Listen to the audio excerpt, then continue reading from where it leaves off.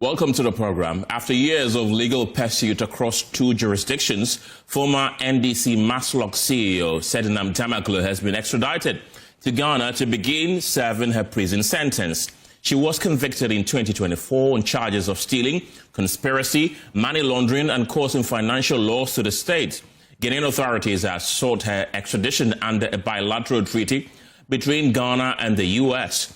In 2026, the U.S. federal court in Nevada approved the request, clearing the way for her transfer. Well, the United States Embassy here in Accra says it has now completed the extradition process. In a statement issued earlier today, the U.S. Embassy in Ghana confirmed her handover to Ghanaian authorities.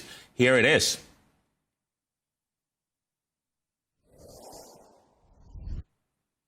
That's a statement from the U.S. Embassy in Accra, and it says that in April 2024, the High Court convicted and sentenced Sedina in absentia.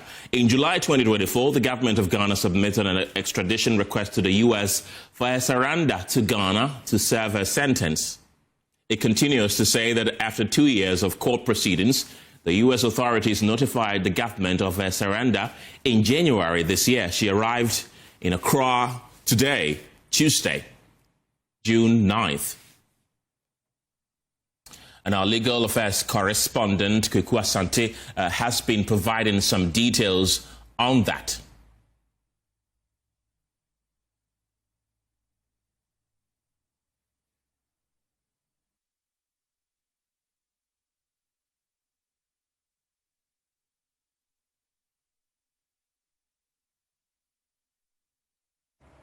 Well, Sedina served as Maslock boss between 2013 and 2016 under the President John Dramani Mahamad's first term in office, and she headed Maslock, that small loans institution. At the time, the NPP government that prosecuted her accused her of a number of criminal offenses, including improper diversion of funds, unauthorized withdrawal of Maslock funds, money laundering activities, and conspiracy to steal and causing financial loss to the state. Ultimately, the charges were filed in court, and she underwent trial.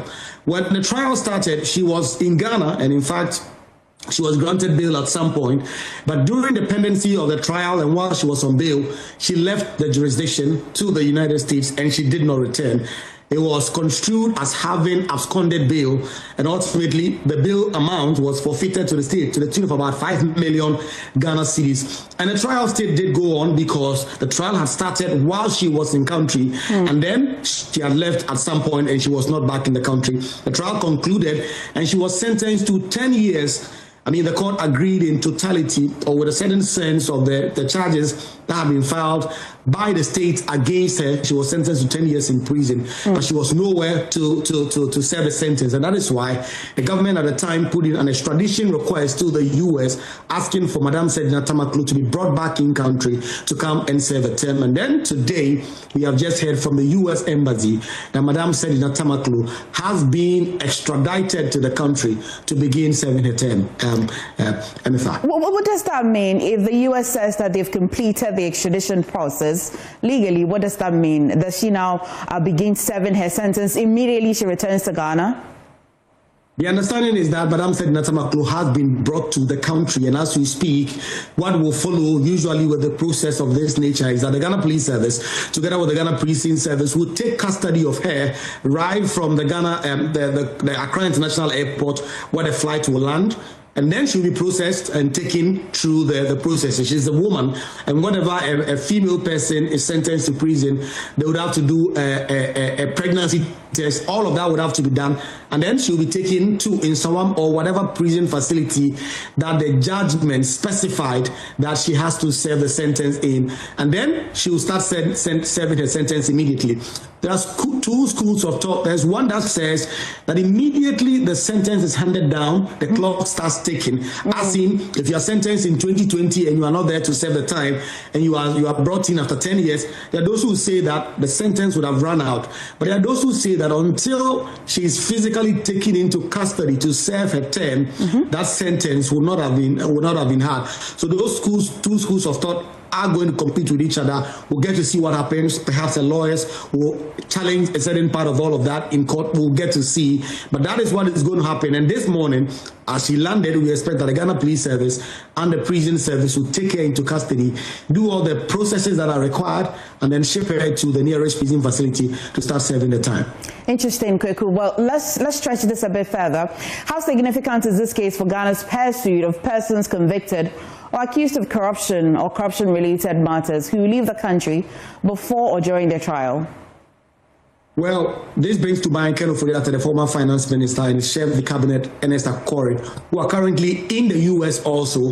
The country, the government of Ghana has already sent extradition packets, particularly relating to Akufo-Addo. And we know that Akufo-Addo for a long time was in custody for immigration-related issues, but because of the extradition issues, the matter became complicated.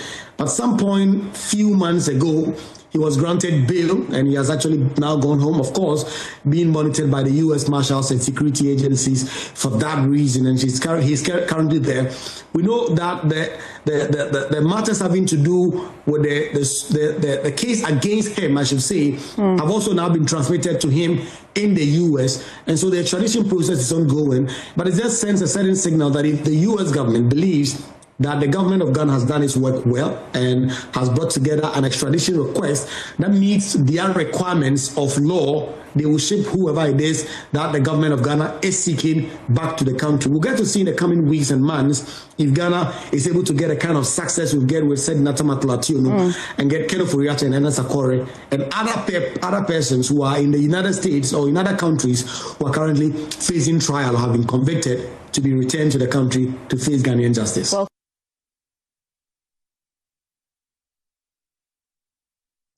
Well, let's take you back to the U.S. Embassy here in Accra, which says it has now completed the extradition process. Let's bring you that statement that was issued by the embassy earlier today, and it says justice has no borders. The United States has extradited Sedina to Ghana following her conviction on over 70 corruption-related charges, including embezzling more than $6 million equivalent in Ghanaian taxpayer funds. This is our strong U.S.-Ghana law enforcement partnership in action, demonstrating a shared commitment to accountability and the first extradition from the U.S. to Ghana since 2009.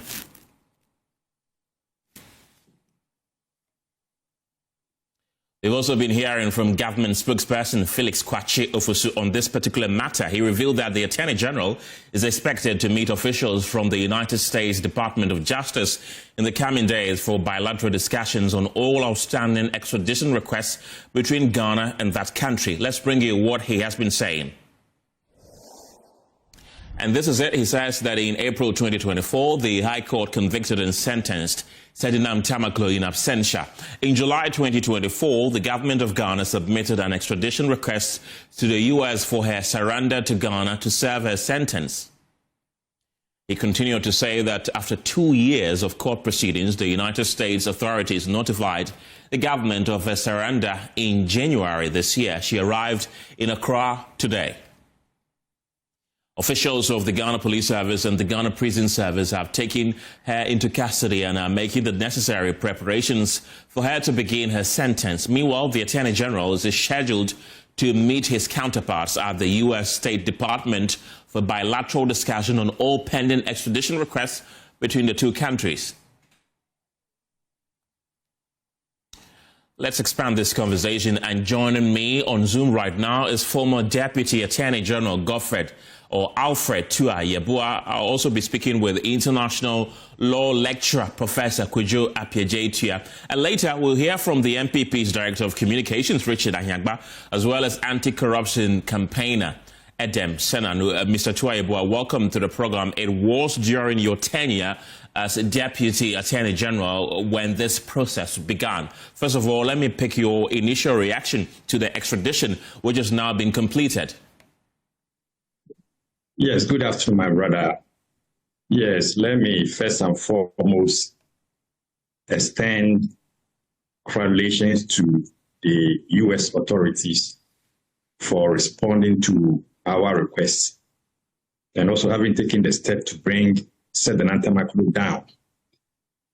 And it will also be in order that I extend my commendation to the hard-working attorneys at the Office of Attorney General and Ministry of Justice, especially the attorneys at the DPP office who were given all the support to prosecute this matter dispassionately and also taking the necessary steps to ensure that the state got the right results from the acts of Sedina and her accomplice. As a former deputy AG, I was in that office, and I can testify to the work that the DPP's office did, as well as the investigators from the state agencies. In our fight against corruption, I think this is the way to go. If state agencies are allowed to work independently without interferences, these are some of the results that we are likely to get. Well, some say this has been a long time coming. In fact, in the U.S. Embassy statement that they released, this is the first successful extradition from the U.S. to Ghana since 2009. What did your department at that time, do you say, did right to have this result?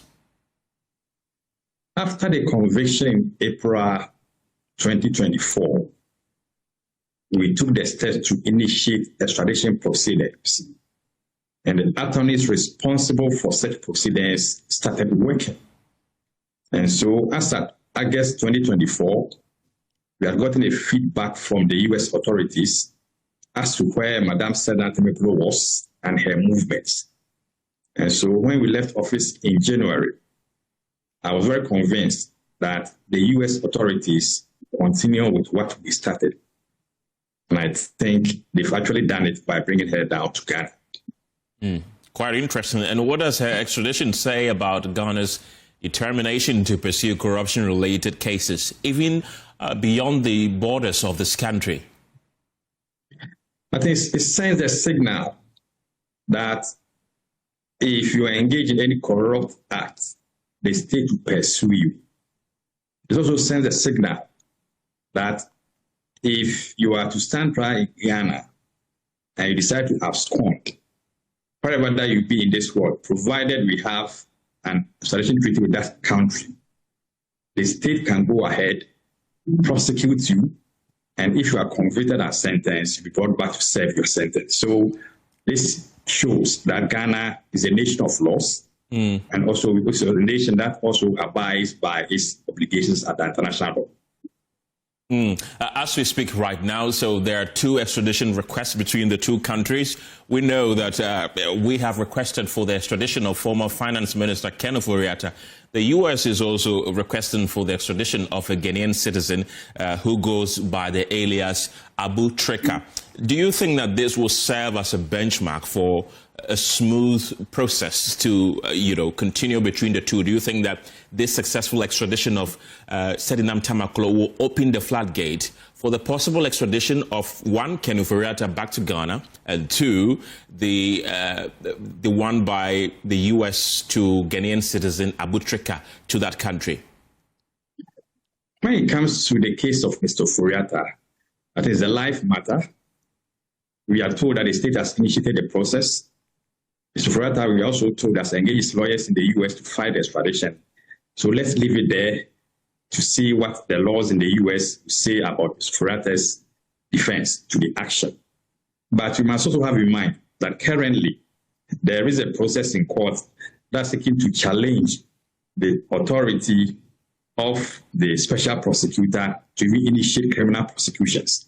And so if Mr. Akufo-Addo's request is based on the OSP's charges, there will be some challenges, but let's allow the law to work and see how it goes. Well, there's also the argument about why it took so long, 2 years and over. You started the process while you were there. Does that mean that you handed over those extradition processes to your successors? How did it go? And why did it take so long, this extradition process of Sedina Mtamaklo? On our part, as I indicated, we initiated it. Right. And by August 2024, the U.S. had reached out to us, detailing the movements of Madam Sedina Mtamaklo. in December, we were also, by December 2024, we had also been informed about all the efforts being made by the U.S. authorities to initiate the proceedings there. And so having left office in January 2025, it was our expectation that we could get it earlier than we've had it now. But it's better late than never. Mr. Attorney General, please don't go yet. I'll come back to you. Let's bring in the law lecturer, Professor Prof Appiagyei-Atua. Welcome to the program, Professor Appiagyei-Atua. From an international law perspective, what does this extradition tell us about cooperation between Ghana and the U.S. in combating corruption and financial crimes, you'd say? Thanks for having me. Yes, I think there is an international law angle to the corruption case we are having now. And in fact, in most cases, corruption and international law have some strong relationships. And here is being exemplified in the way that the extradition process was processed and followed. And so I think that when it comes to criminal law cases, while it is a domestic jurisdiction issue, if the person leaves the shores of the country, international law has to come in through the process of extradition to bring the person back to the country to face a trial or to serve sentence, depending on where the case was before the person absconded or became a fugitive of the law. So I think this is an example of how cooperation between two countries through an extradition treaty that binds the two countries can be used to ensure that justice is served for the particular country which has had some problems with a wrong committed by a citizen or even a citizen against another country, that the extradition exists between the two of them. Right. And now that she has been extradited to Ghana, does Sedina Tamaklo have any remaining legal remedies that she can use? Well, I think in the area of international law, I think international law has come to an end in this respect. But within the domestic laws, I think, yes, there are some processes that Sedina Tamaklo can take. For example, it means that we have to come back to the question of trial in absentia and whether, even though the constitutionality of the trial in absentia will come in here, and whether truly what transpired with her trial in absentia meets the constitutional test. I think the other issue will be generally that every person has a right to appeal. So even if it is not the absentia issue and it's about maybe the sentencing or something, then she can also appeal based on that. Right. But I guess it's also be a question of time, because when you want to appeal a case, time is of the essence.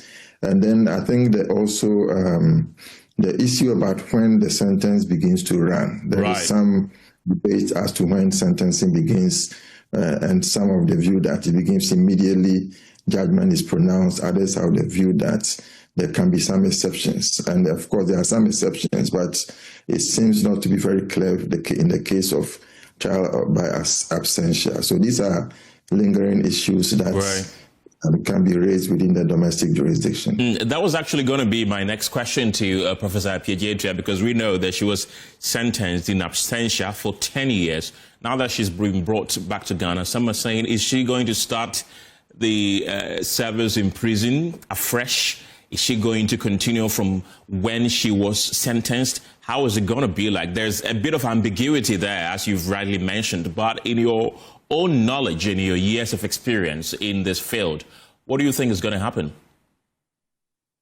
Well, I think that if you are applying a black letter application of the law, we can say that sentencing has already begun. Okay. And for that matter, if she had stayed away for the 10 years that was imposed on her, she would have come back home scot-free. But I think that would be an injustice and a wrong interpretation of the law. So a progressive interpretation should be adopted to say that if you absconded and you therefore left the jurisdiction, sentencing will pause until you are found, and then the process, your sentencing should begin. Otherwise, it wouldn't be fair for somebody who could not abscond to have served 10 years in prison, and for somebody who did abscond to come back home clean, dry and clean. Yes, that is what would be my interpretation of it. But I think it will be up to maybe the Supreme Court to make that determination. And what precedent does this development send for other high-profile extradition matters involving Ghana, including that of former Finance Minister Akufo-Addo? I think it sends a clear signal that if justice was served in this case and this lady was brought back into the country, the same process should follow in the case of Mr. Akufo-Addo. Until the High Court decision about whether the functions and the powers of the OSP came into play, I would have said that the two cases were good on similar grounds. But with that issue about questioning the powers of the OSP, if it is affirmed by the court, for example, that the OSP doesn't have the prosecutorial powers, it will jeopardize the ability of the Ghanaian government to bring back Mr. Akufo-Addo to be tried in the country. Professor Appiagyei-Atua, don't go yet. Alfred Tuah-Yeboah is still with me. He's a former Deputy Attorney General. Mr. Tuah-Yeboah, do I have you? Yes. Good. I want to pick your thought on this as well, because there seems to be a lot of ambiguity as to when her sentence starts, really. What do you think? Does it start the moment she was sentenced, or now that she's been brought back to Ghana? Is it starting the moment she landed into this country, or the moment she's put behind bars in Ghana? When do you think it starts, her 10-year sentence? Her 10-year sentence starts the very day that she's put under restrictions in Ghana. Okay. And so to me, her sentence starts from today. And this is what I say so. Now, if you look at Section 315 of the Criminal Procedure and Other Offences Act, it talks about when a sentence starts. If you read it, as Prof said, on the face of it, you'll be tempted to think that it starts from the day of judgment. But implicit in that section is the assumption that at the time that an accused person is convicted, he will be under the custody of the court. But in this particular instance, she was convicted as someone who had already absconded. And so her restrictions will begin to run the very day she's arrested.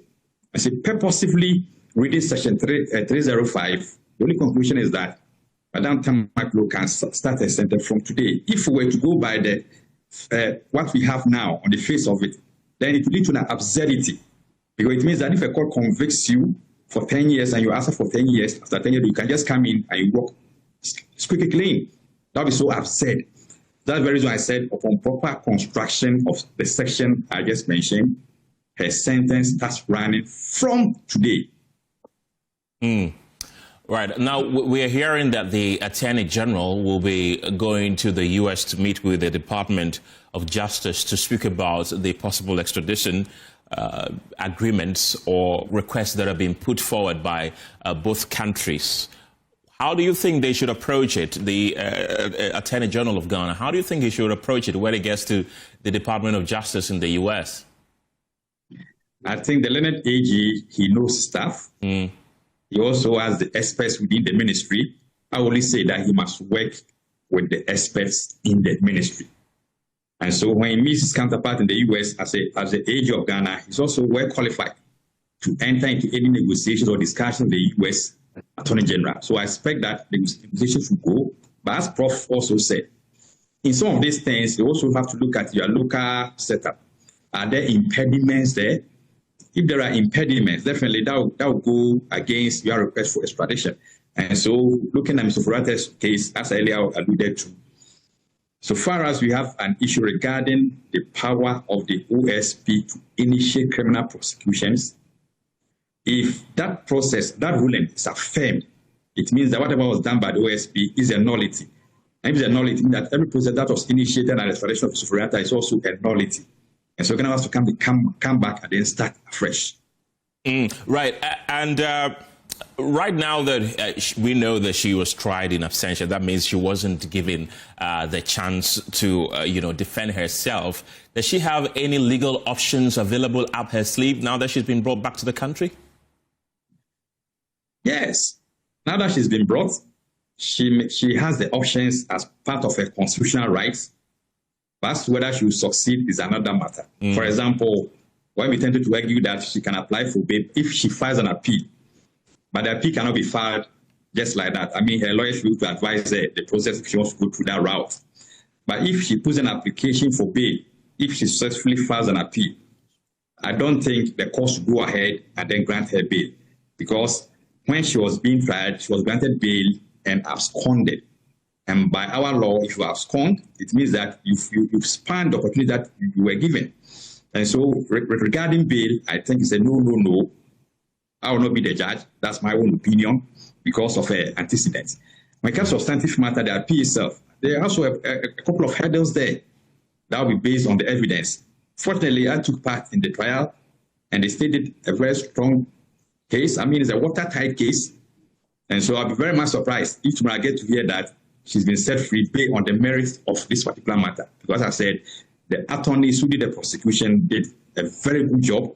She was given every opportunity to take part in the trial, but she decided not to take part in the trial. The High Court judge, who's in Akufo-Addo who sat on the matter, gave extensive and well-reasoned judgment in the matter. But her right to appeal is something that she may want to exercise, but we will also be watching the space carefully. Right. And I repeat, some of us are going to watch the space so carefully and diligently. Right. Because if she initiates any process, we'll be following up on that process. Mr. Troy, don't go yet. I'll come back to you once again. We have Vitus Azim, who is an anti-corruption campaigner. Welcome to the program, Mr. Azim. Well, the anti-corruption community in Ghana must be very pleased with this extradition, aren't you? Well, yes, I think that it's a good development. People have been expecting. If you could kindly speak up for me so I can hear you. I said it's a good development. People have been expecting this in a while. And people were beginning to doubt whether there was a possibility, whether you could actually bring her back. So if she's now brought back, yeah, I think it is a welcome development. And anti-corruption people should be happy about it. It also puts more confidence in the oral process. Right. And what is the significance of this case, and what impacts could it have on other pending cases, you think? Well, it is a pointer to other government public officials that if you should not think that you can engage in corrupt acts and run away to another country and Ghana will not go after you. And that there's a possibility that if you do that, the government will be able to get you extradited, brought back to the country for trial and maybe jail if you are found guilty. So that should discourage people from engaging in corruption because maybe they think that they belong to the party, the ruling party at the time. If you go, they can come after you even after your party has left power. Although it should have been possible for people like that to be tried, arrested and tried, even when their government is in power. We should not link being in power to corruption. And do you think this will help in our fight against corruption? Because we know that it's usually very difficult to prosecute political appointees, such as Sedina Tamaklo. Now we have her been, sentenced to 10 years. She absconded. She's been brought back. Do you think this will serve as a deterrent enough for political appointees that whatever you do, the law can catch up with you? It will serve as a deterrent. But whether it will be enough or not, you see, people are always ready to take risks. Criminal-minded people don't actually care whether they will be arrested and tried or not, or they will even believe that they will be able to escape. And so it's not going to stop corruption altogether, but it will deter some people people are a bit afraid to engage in such acts in doing that. So, to some extent, yes, but not completely. And what signal does this send about this government's commitment to fighting corruption? It sends a good signal. It sends a good signal that the government is committed, but until the government also goes to its own people who are it is not enough. It will not scare people in the any ruling government or ruling party. It will not scare them from engaging in corruption because they always think that they can get off the hook until you have a party or a government in power dealing with some of its own appointees. Right. Don't go yet, Mr. Vitus Azim. I want to wrap up with you, Mr. Appiagyei-Atua, former Deputy Attorney General. You say that you will keep a close eye on this. Do you have a feeling that she could be let go? I have that feeling. That feeling may be wrong, but that's the feeling that I have. Because of past incidents where people who are members of the current party in government were made to go scot-free by the filing of withdrawals and other prosecutions. And Madam Sedina Tamaklo's counterpart has also been granted bail. That's what's going on over 8 months now, plus nothing. So that's the feeling that I have. But I say, hey, that's her right. But I'll be monitoring carefully. Well, that's quite interesting. Although you were Deputy Attorney General, you were obviously a political appointee. In situations like this, how can somebody who has been sentenced for 10 years, absconded, brought back, be let go just like that, just because a government is in power? How possible is it? You are a lawyer as well. As I said, because of what happened from January 2025, where we had prosecuted some cases, we had closed our case. In some of the instances, they had even opened their defense. The state decided to withdraw, and those people were acquitted and discharged by the court. And so if Madam Sedina Tamaklo files the process, and the state decides not to oppose, and that process granted by the court, some of us will go at the officers who decided not to file an opposition to any process that she files. What are the options available for you? What's likely to happen in the unlikely event that this happens? What are you going to do in your capacity as a former Deputy Attorney General who was part of this process? As I said, I'll be watching carefully and diligently. When the time comes and I need to do something, it will be done. But I trust the judiciary. Right. The judiciary must also be wide awake. Right. I mean, some of these matters, if you let people go on bail, others, it send that kind of signal there that, oh, you do it. Later when you come back, you come in and then the court will grant you bail. But I'm not saying they don't have the power to grant bail, but I'm saying that we must all be very cautious. Right. Deputy Attorney General, thank you very much. Alfred Appiagyei-Atua is a former Deputy Attorney General. It was during his time that the extradition processes for Sedina Tamaklo was initiated, and it was also during his time that Sedina Tamaklo was convicted. 10 years in prison. Let's now bring in the MPP's Director of Communications, Richard Ahiangba. Mr. Ahiangba, welcome to the show. This extradition is likely to be viewed as a significant moment in our fight against corruption, wouldn't you say? How does the MPP assess today's development? Well, thank you much, and good afternoon to your viewers. I think that this is more or less running around to deal with a problem that was not necessary to begin with, but for our sister's decision to abscond. I think, yes, she's been brought back.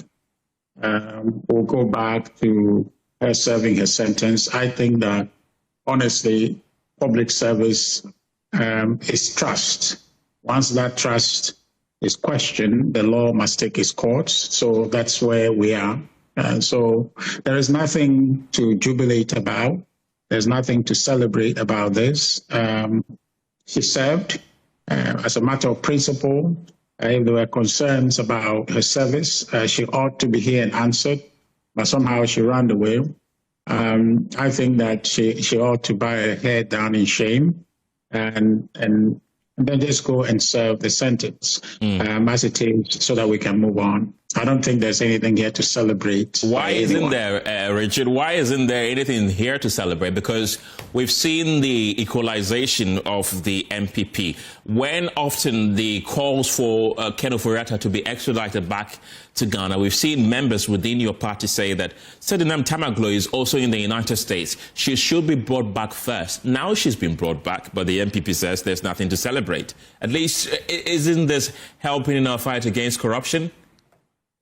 As I said, absolutely. I mean, there's no question about its value in terms of fighting corruption. That only gives indication that, and I think the U.S. Embassy captured it rightly, that crime has no borders. And so therefore, people can be held accountable. And I'm saying that is a given. That is not a novelty. It's not something we just discovered. It's been there. We know it. What it is that we're talking about here is an individual who should sign up to the principle of accountability to begin with, coming from a party that promoted probity accountability to us. There is nothing to celebrate by getting one of its persons to come and serve the cause of justice. Now, the matter you raised to do with an equalization, or I like to say, a retort, from the New Patriotic Party, when the NDC elected to politicize a matter to do with Ken Ofori-Atta, it wasn't us just saying that, okay, look at this and look at that. It is they who were politicizing the issue with Ken Ofori-Atta, which ought not to be politicized at all. If the principle, as I indicated to you, public service is trust. And so that trust, when questioned, the law is the only way to settle it. And so when people have served and they are seen to have done something untoward, let's allow the law to deal with it. So when you want to bring Ken Ofori-Atta back to the country, you don't politicize the matter. You go through the processes and bring it back. It was when they were politicizing it that we had to remind them that you are busying yourself about an issue that you don't even have a watertight evidence that this man is guilty. I mean, charge the person, but you're making it political.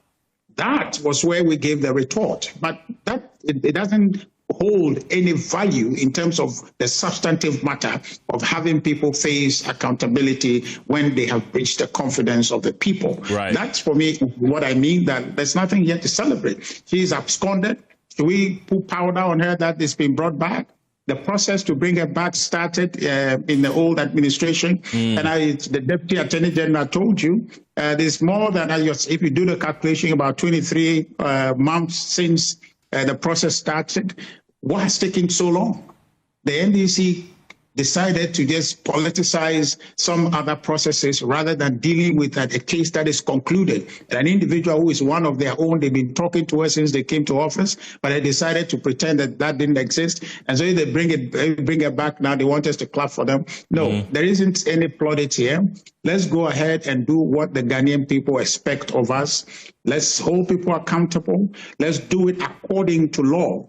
That was a concern that we had, and that's a concern everybody must have in dealing with people who have breached public trust. It must be done so according to law. The presumption that they are innocent until proven guilty, that must be accorded them. And that's really all that we're asking for in the case of Ken Ofori-Atta. Do it. In the case of Madam Sedina Tamaglo, it was done. She was presumed innocent. She was given bail, and she decided to run away. So she wasn't harassed the way they were harassing Ken Ofori-Atta. She wasn't treated the way they have been treating our people. We're saying that do it according to law. All of us in the NPP, and I'm hoping that the NDC sign up to this accountability thing to say that we will not shield anybody, anybody who's breached the law, but you must not use the law to bring people to account. That principle must be settled properly. So right now, she's back home, nothing to celebrate. And I agree with the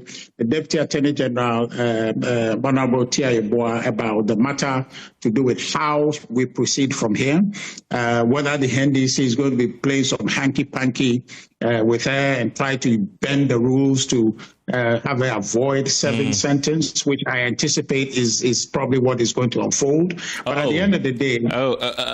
Richard, sorry to cut you. So you sharing the sentiments with the former Deputy AG that she could likely be let go? I'm saying that it's a high probability. If you see how they moved, they came to office. Have we changed the Attorney General yet, or we still have Dr. Ine? If we still have Dr. Ine, then you have his history as one who could just, by morning tomorrow, issue nolle prosequi, do any number of legal maneuvering to let her walk free. They are capable of doing that by their history.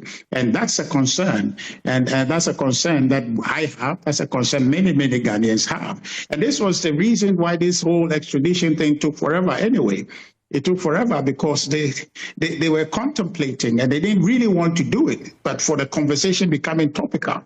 And when it went unknown, well, more or less unintended, they went and thought that they've got a case against Ken Ofori-Atta. They were politicizing and dramatizing this, and all of a sudden the public said no, but one of you has already actually been convicted and sitting calmly in somewhere in America. Why don't you bring it? It was that precipitated this whole process of acting on that request that was put before the U.S. officials by the previous administration. So for me, I don't have any high hopes as to whether or not they will ensure she serves her sentence as has been given in 2024. I have doubts about it. But if they do, it to be for the good of the country, and all of us would then grow stronger in confidence about our legal system. Another high-profile extradition request that the Ghanaian government has sent to its U.S. counterpart is that of Ken Ofori-Atta, the former finance minister. Are you hoping that it turns out the way Sedina Tamaklo's own turns out, and he's brought back to Ghana? Well, you know what? I think that the two cases are different. They are not mutually inclusive. They're exclusive in a sense that Sedina Tamaklo's case is on a balanced, decided case, a slam dunk. She's done something. She's been convicted. Bring her home. That's it. So that's a different matter. The extradition request to do with Ken Ofori-Atta, the matters related to it are legal, and I think that most of it is under litigation. Ken's own lawyers are dealing with the matter. They don't think that the request is appropriate, so his lawyers are in court dealing with that. And as you just had a conversation with the former Attorney General, and even Prof Appiagyei indicated, even here in our country, there's a conversation that the person leading the extradition is not properly clothed with the powers to do that. And so that's up in the air. So we'll see how those things settle. And when it does, I don't think that Ken Ofori-Atta or anyone in the MPP is afraid of facing justice. The concern from day one has been whether this will be a fair process. And we worry that it's not going to be a fair process. And that's the tragedy. That's a tragedy we face today, that we have a legal system just yesterday was acclaimed globally, but today you can't have that much confidence in our judicial system. Walked in 2025, removed Chief Justice, everything is up in the air as we see it now. And so I don't know what environment Ken would come to if the processes allow for him to come. But I'm saying that as Ghanaians, we should be concerned about the legal system that is operating in our country today. There's very little confidence that we can have in it. That's sad. Richard, don't go yet. Vitus Azim is still with me. He's an anti-corruption campaigner. Vitus, you've been listening to the politicians.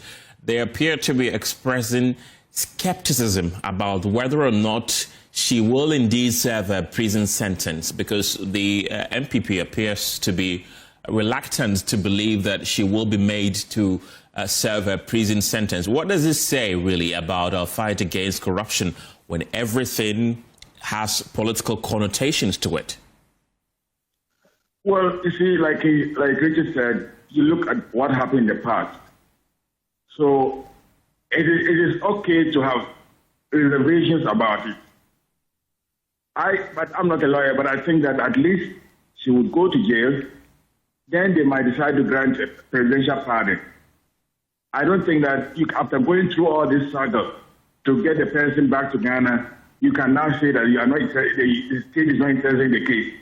They'll probably allow her to go to jail, and then after a year or two, you grant her presidential pardon. This is how I look at it. But again, the effect on corruption, the fight against corruption, is negative. Because after all, if you accuse somebody of corruption and you try the person is found guilty, why would you now turn around and do something that would negate what you have been doing fighting for?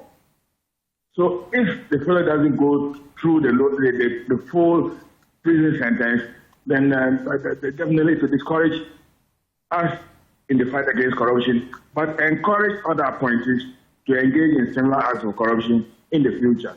And that's not a good sign for the fight against corruption.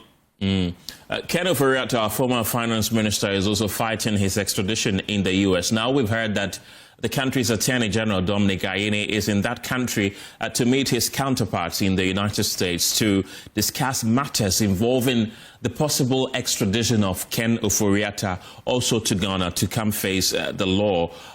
What do you make of that? And really, are you confident that it's going to result in him being extradited to Ghana to come face the law? Well, I think it will depend on the case we make for that extradition. Right. Because you see, it's no longer within the powers of the government of Ghana to get him to come back. It will now be also, according to the laws of the U.S., whether the authorities there accept the reasons we give for wanting him back to the country. And so as for confidence in his coming there, it is, I can say it's 50-50. There's no guarantee that we'll get that to come back. The lawyers that he has, all that will be top-notch lawyers who might be able to fight to gain his freedom for him, to prevent him from coming back to the country. Oh, that means that others will argue that little progress really has been won in our fight against corruption, because it appears that we take 2 steps forward and 3 steps backwards. 1 step backwards, yes. Vitos, don't go yet. I still have Richard Anyagba. He is the Director of Communications with the opposition NPP. Richard, does this reinforce confidence in Ghana's justice system and its ability to work with other international partners, you'd say? Absolutely. I mean, nothing is concluded yet. Nothing has been done. We're at beginning stages of a process unfolding. And I say the constraint of the process of the legal system is rules, right? And so the rules must be allowed to work. Otherwise, you don't have a system. You have chaos. And so if within the rules allow the concerns of an accused person must be attended to, and the rules allow for certain provisions to be made or accommodations to be made, and within the rule is allowable, it's allowable. It must be allowed. The fundamental issue confronting us relative to Ken Ofori-Atta is that you have a regime that has set the rules aside, at least when it applies to their political opponents. When it comes to their own, they are very relaxed about it. They are ready to write any number of nolli prosequas and relax the rules, give them very relaxed conditions of bail. They can bail themselves with a twinkle of an eye, but then set a certain threshold for a political opponent that is impossible to meet. And so Ken Ofori-Atta has right, and all of us have right. In fact, our Constitution affords us that right. And he is, like all of us, is entitled to enjoy that right. That's what makes it a legal system. It's a legal system because it's a set of rules, and that must work. And so the point is that, by all means, the state should make its case. The Attorney General is there. He will see that in America, rules work. And maybe if he learns from that, he come back and go back to the drawing board and use the rules to get the end that the state seeks. The fact that we must fight corruption doesn't mean that we set the rules aside. That's the only negative that we have seen in this regime. Sedina Tamaklo, when she was being prosecuted, the processes were followed. She was accorded all the rights, except she decided that even with all the rights that was being accorded her, she thinks that she just wants to abscond, and she did. But Akufo-Addo started the whole thing, was politicized. He was mischaracterized. He was deemed as criminal to begin with. And how do you do that? Our laws don't permit you convicting somebody before they have a chance to answer a question in court. And so that's the point. We want corruption to be fought spiritedly. And in fact, for me, this current Attorney General is just slacking around, because the kind of hope they gave us that they have some 21 billion they want to collect for the state, by all means collect that. Let's use it to build. We have challenges of hospitals and all of that. Collect that. But if you see so far, they haven't been able to do anything. So it means that they talk a lot, do little. For them, if they can do anything, it's about breaking the rules. But the thing is that the rules are there for a reason. You must follow the rules. If it's a question of me blaming you and that becomes factual, I can blame you for any number of things on your program now, and you are supposed to become picked and taken to jail. But that's not how it works. So the NDC make a good case of this person is corrupt, that person is corrupt, and they win power. Now they can't find the wood for the tree. They can't find any evidence to convict anybody, and except that they decide to try to make it political and dirty MPP's name that they are corrupt, but there's no evidence. But they must go by way of evidence, prove and sentence people where they have gone wrong, and we will support them to achieve that end. I think that's just simply what the expectation is, and we must do that. Fighting corruption does not mean set the rules aside. The rules are part of the process of fighting corruption, and so they must play with the rules and ensure that people who have gone wrong and have breached public trust must be held accountable, Ken included. So you see the calls for the extradition of Akufo-Addo as a mere political charade?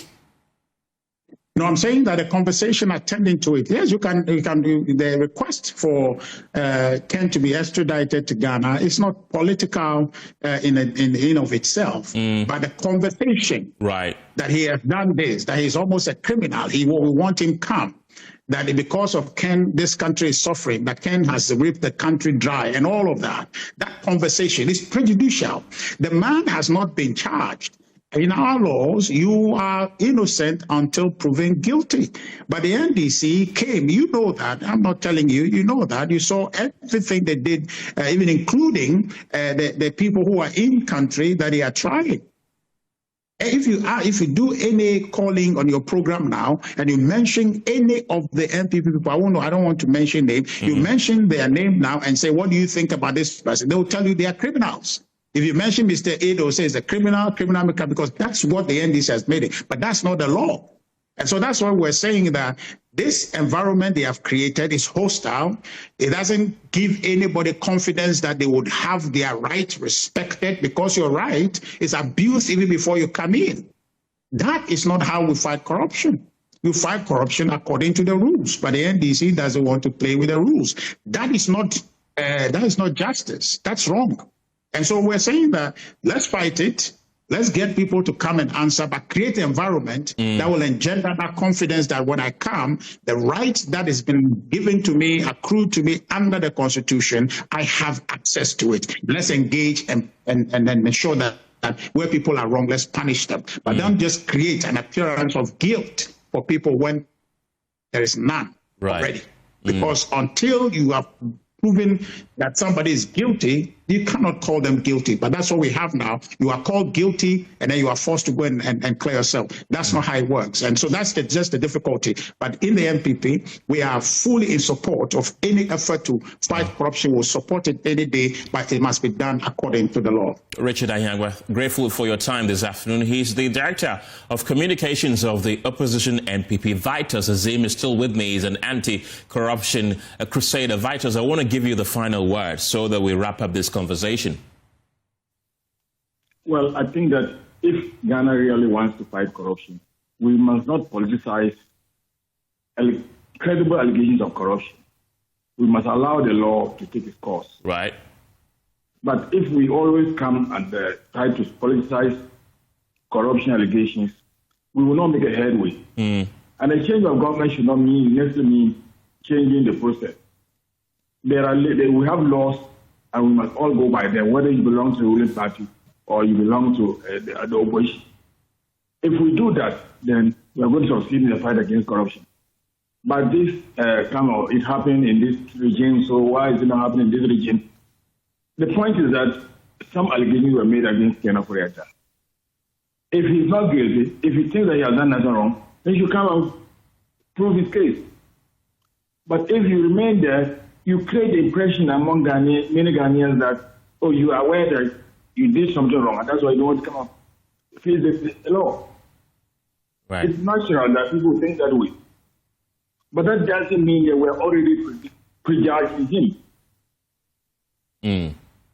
So I think that's how we should look at this thing. Right. Vitus Azim, grateful for your time this afternoon. He's an anti-corruption campaigner. And earlier we heard from Richard Ahiagba, who's the Director of Communications of the Opposition NPP. We've also heard from former Deputy Attorney General Alfred Tuayabua and Professor Prof Appiagyei-Atua, who is a law lecturer at the University of Ghana. And other stories this afternoon: a bridge collapse in the Wejagbawe municipality has disrupted daily life for hundreds of residents, cutting off access between communities and making movement extremely difficult.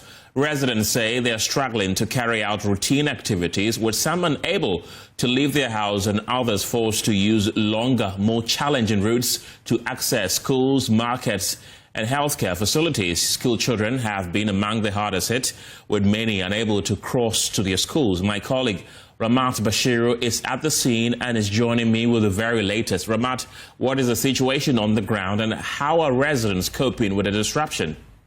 Falling within, and so it has blocked the water from passing through the gutter, and for that reason the water is actually entering in their rooms. We have some of the residents here who have been sharing their frustration with us. Many of them say they are unable to move in and out of their rooms for the past day since we entered this raining season, and it's actually having a significant impact on their economic life because they are unable to access basic needs. They are unable to go to school.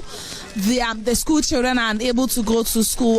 Those who are also working are also unable to do so. Earlier when we got here this morning, everywhere was flooded, including this place. We were even unable to step here to cross the bridge to where the people are standing currently. But because the rains has come down small, we are still trying to see if we can get more of the residents affected by this incident to speak to.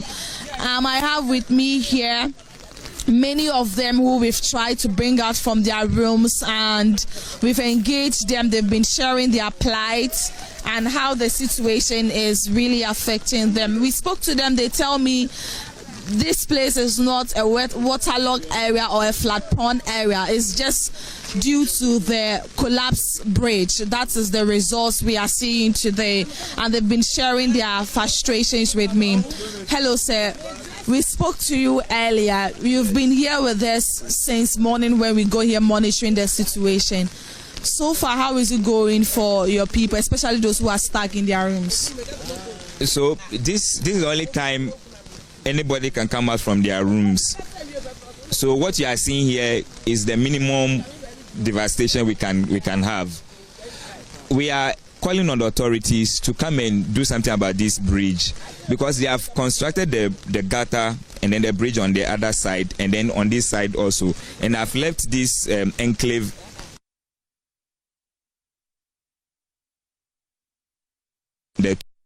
unless they do something about this bridge. The next rainfall, nobody can survive in this area. So we are calling on the MP, the MC, all the authorities. Those who have work to do should come to the grounds and do their work. They should leave their offices and come to the grounds and come and do their work, because we are suffering. We pay taxes. This place is no more commercially viable because the vehicles cannot come in and out. not even a motorbike. Motorbike cannot even cross this area any longer. So we are calling on authorities to come as soon as they can. Thank you.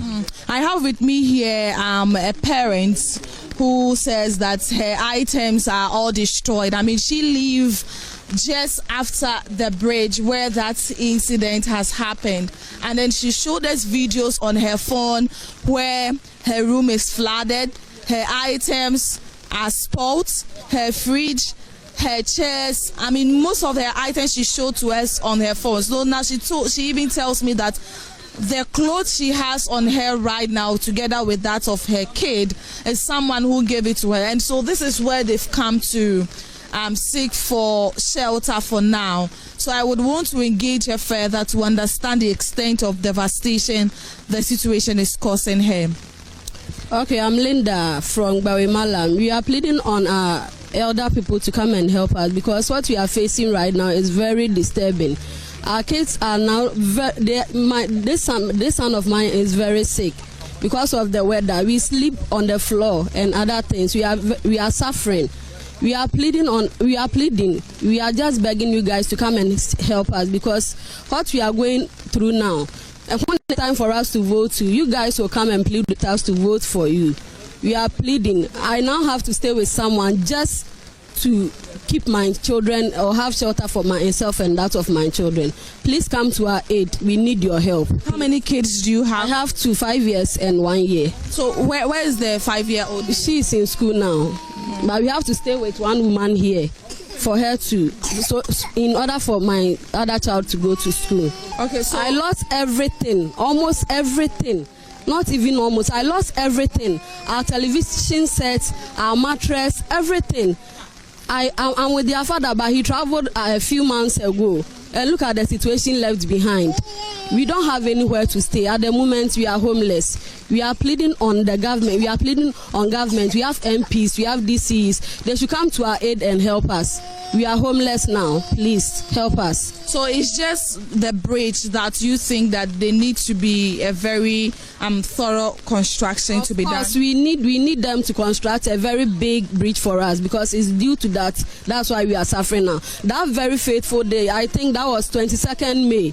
If I was to be in the house, like by now, my children and myself will be gone by now. We had one pregnant woman next to our house. She has to climb up the building and stay on top till for about 4 hours for the rain to go before she comes down, which is very disturbing. I know we have elders who can help us, but you guys are waiting for something serious to happen before you help us, which is very bad. We are pleading, come down and help us, because we the vulnerable ones, we are the very people who vote for you too. We are looking forward so that people should come here and help us. We are really suffering. Thank you. So we are trying to see if we can get more of the residents here, but because of the situation here currently, they are unable to even come out to engage us. These are the very few people we've gotten so far, because they live around just after where the bridge collapsed. So we've been able to engage some of them, but we are just trying to see if we can get in there and get more of the affected people. However, the situation here, incredible scenes all over. Residents are frustrated. We have parents sharing their plight. The residents say it's time for change to be done in this particular municipality. We'll continue to monitor the situation here on the ground, and we will keep you updated. For Joy News, Ramat Bashiru, Weja Bawe Municipality. And a manhunt is underway for the driver of a tipper truck involved in a fatal head-on collision with a fuel tanker on the Accra-Tema motorway. The crash, which occurred during Tuesday morning's rush hour, claimed 1 life and left 2 others in critical condition, according to the Ghana National Fire Service. The collision brought traffic on the motorway to a near standstill as emergency responders worked to rescue victims and clear the wreckage, leaving many commuters stranded for hours. We will hear shortly from the Ghana National Fire Service on efforts to track down the driver. But first, let's listen to some of the frustrated commuters who were caught up in the gridlock.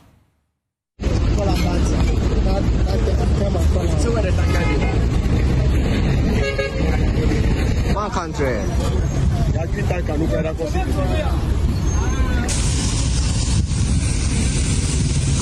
So this is the bent tanker.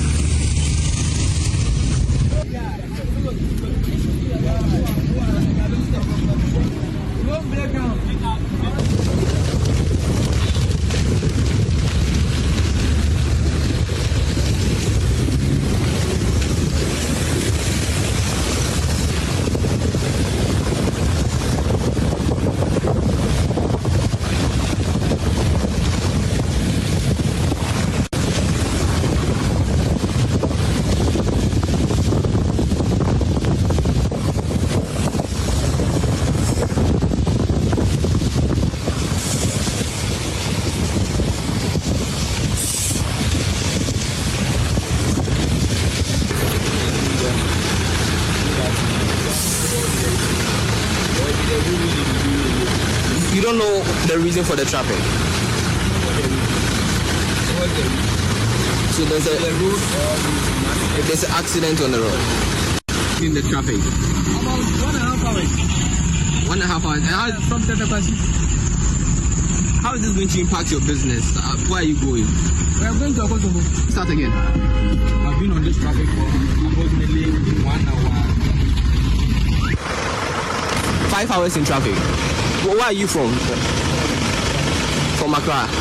And where are you headed toward? So why don't you just turn and go back to where you're coming from? So how is it going to impact you? Because I see you are in a truck. How is it going to impact your business?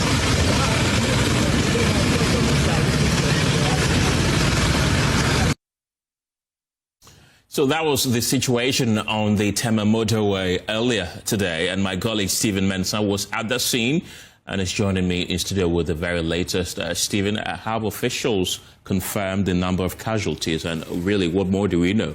So what we know will be that the Ghana National Fire Service, in a media briefing with us, indicated that one person has died and 2 others are in critical condition at the Tema General Hospital, and 1 other person has been discharged after the incident happened. And there are still investigations ongoing as to what caused the fire and what caused the accident. But then some preliminary investigations and what we've gathered from the fire service will be that the fuel tanker skidded off its intended pathway into the tipper truck, and that caused the fire. But then these are still investigations that are still ongoing. We can listen to the Public Relations Officer for Tema, for the Ghana National Fire Service, DO2 Francis Yenzu, and he has been telling us about the interventions being made. When we got to the scene, we saw heavy gridlock as we heard from some of the commuters. You notice the Ghana National Fire Service and the police all on site trying to ensure that there's easy traffic flow. We can listen to DO2 Francis Yenzu talk about the interventions.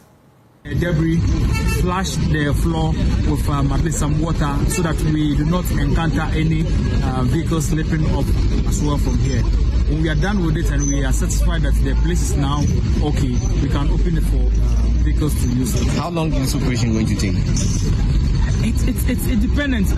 We're envisaging about 2 hours, estimating that around 11:30 we would have been done with it. But it seems because, due to the impact, some of the lockers are not decoupling, so we need to use other means and hit it, but we can be able to move the vehicle as well. What's the casualty level? How many people died and how many people have been affected by that? We have 1 person that passed on from the incident. That is the driver of the truck, the tipper truck, who passed on. And I think if you can look at this particular side, you realize there's a head here. So from the impact, the persons who were in it had to move from the head, so they were still in the head compartment. They moved, it threw them from that side to the road, and when they got to the road, 2 of them were able to come out, but the 3rd person, who is the driver, was stuck. And that is the time that the explosion also happened, and it caught fire. So he was trapped in it, and unfortunately he lost his life. So I just want confirmation. 1 person dead. How many people affected? So he is the only person who died out of the whole incident. There are 3 other persons who were also part of the who involved in the accident. They are in the hospital. We just spoke to one of the victims. He was sent to the hospital and has been discharged. Stephen Mensah is still in the studio with me. Stephen, has the traffic situation gotten better? Yes, so that was the public relations officer for Tema, for the Ghana National Fire Service, Ebenezer Yensu. And before we left, we understand the traffic situation is much better now. The remains of the tipper truck and the fuel tanker have been taken away from the stretch. So currently, there's easy traffic flow on the stretch. Stephen Mensah there, thank you very much. Now, 2 buildings have already collapsed in Accra following rains, heightening fears that more structures could give way as the rainy season intensifies. One building causing particularly concern is a 6-story uncompleted structure at Ashaliboche, located just meters from a cluster of schools and a busy roadside. Although it was earmarked for demolition in 2020, the demolition is yet to happen. Residents say the structure has continued to deteriorate, leaving them living and working under the constant fear of a collapse. Jamal Pia has more in this report. The 6-story uncompleted building sits along the road near School Junction at Ashaliboche, adjacent to a filling station and just a few meters from the Ashaliboche cluster of schools. For years, residents have looked forward to the demolition of the structure after the Adentan Municipal Assembly, in a 2020 press release, stated that it was taking all necessary steps and liaising with relevant state agencies to assess and ensure the safe removal of the building with immediate effect. The developer at the time did not have a building permit. Joy News sources indicate that the Assembly subsequently filed a suit in court seeking an order to demolish the structure. The MCE for the area, Ella Christian Nungo, explained that the then MCE at a point opted for an out-of-court settlement, and so the case is no longer in court. The building was there in November 2020. At the time the developer started building, first of all, we realized that he didn't have permits. So the Assembly went to stop work, went to earmark it for him to come to the Assembly for the permit, but he didn't come. So still in 2020, the Assembly decided to go to court for a court order to be able to demolish it. Just when the Assembly had presented all the evidences, the developer joined the case somehow, and there was a change in leadership. So the second, my immediate past MC had to, convince the court, however, to bring the matter home. So as we speak now, the matter is not in court. The Assembly doesn't have a court order to demolish it. Residents say they have grown tired of speaking to the media, as several reports over the years have yielded little or no results. Kwame Opoku operates a lotto business directly in front of the building. He says he closes his shop at the slightest sign of a downpour for fear that the structure could collapse. Even since so, because we get scared anytime it threatens to rain.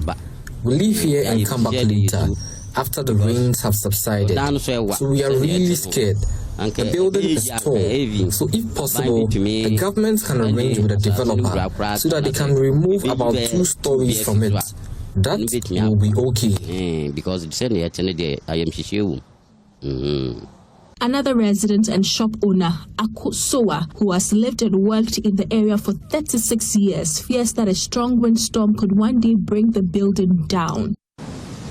And I should have done something about it by now. If you want to reduce it, you may reduce it to 4 or 5. Yes.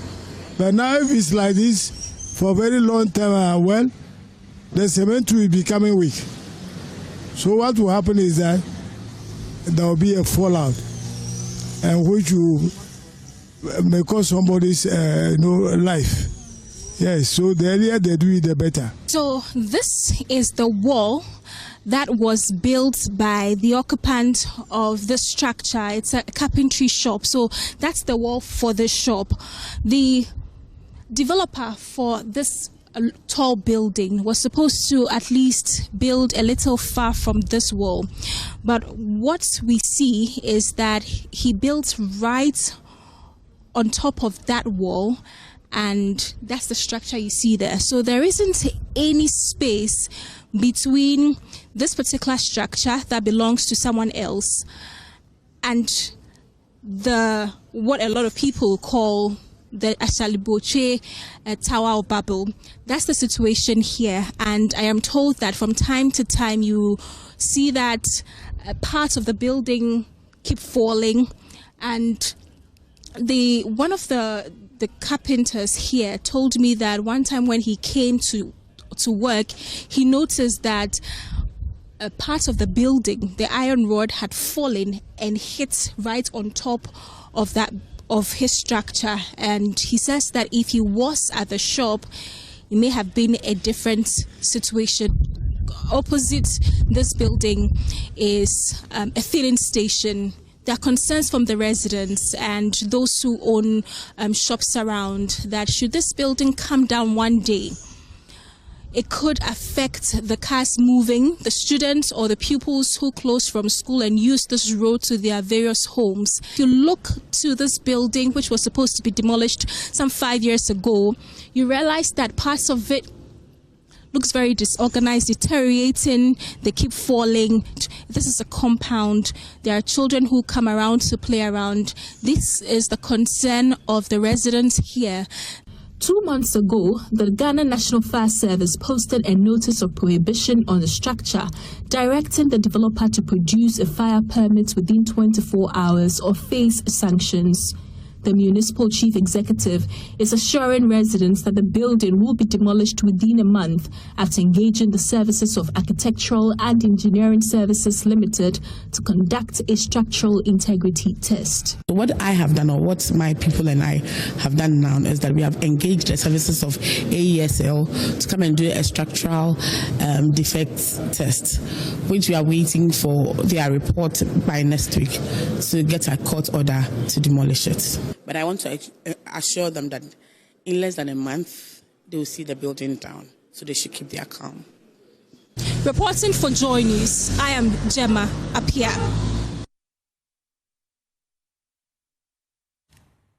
And it's been 6 days since a building collapsed at Adenta during heavy rains, killing a mother and injuring 4 other people.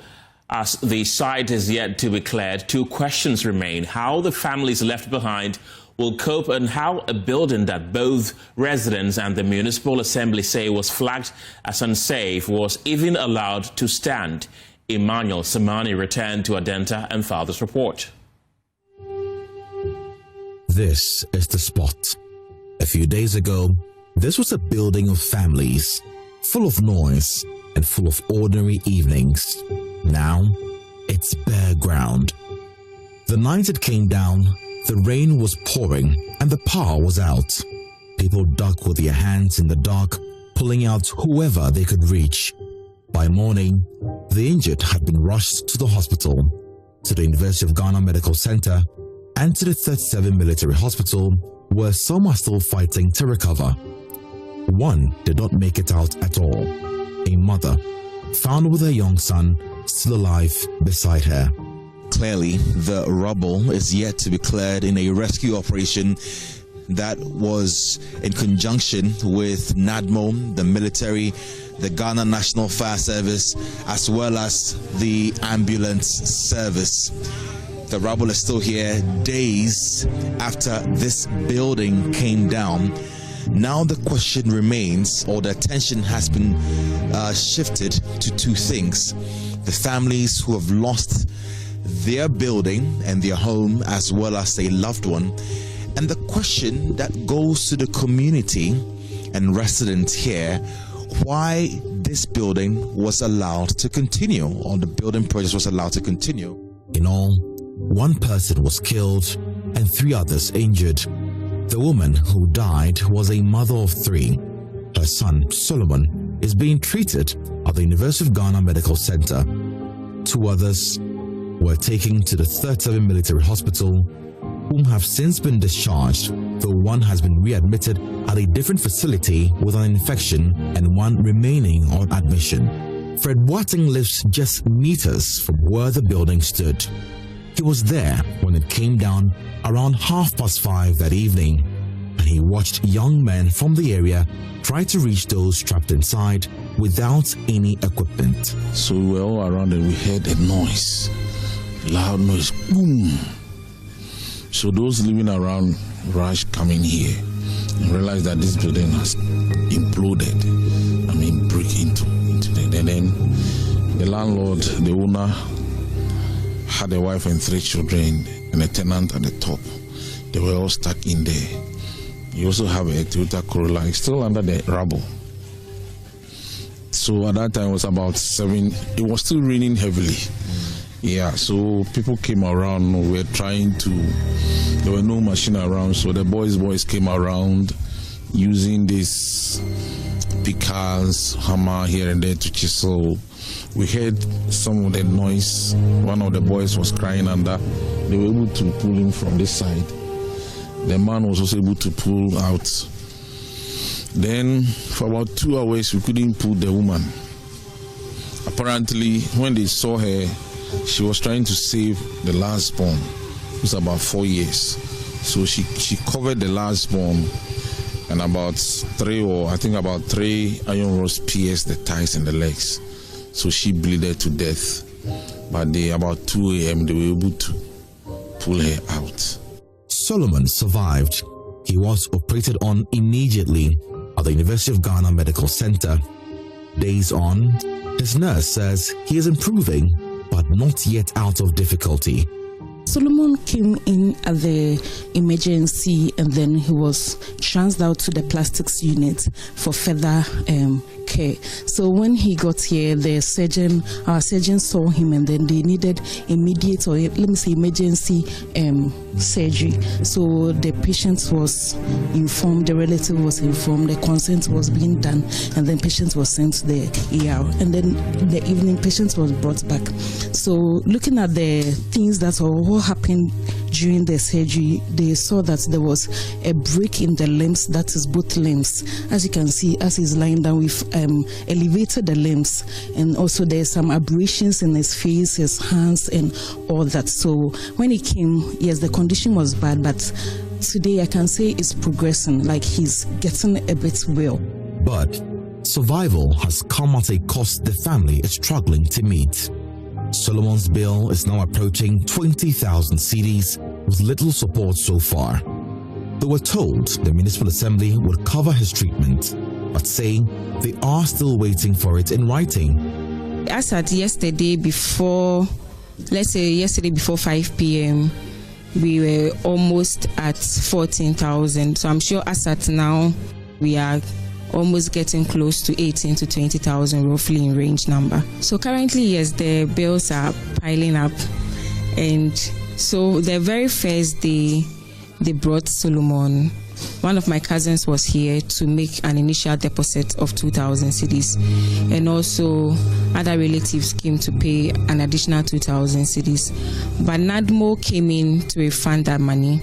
So they informed us that the MCE and the Assembly will be taking care of Solomon. But as at now, we haven't received an official information, because we went to the finance department of UGMC and they told us that we need an official document so that it can prove to them that the Assembly is the one going to take care of Solomon.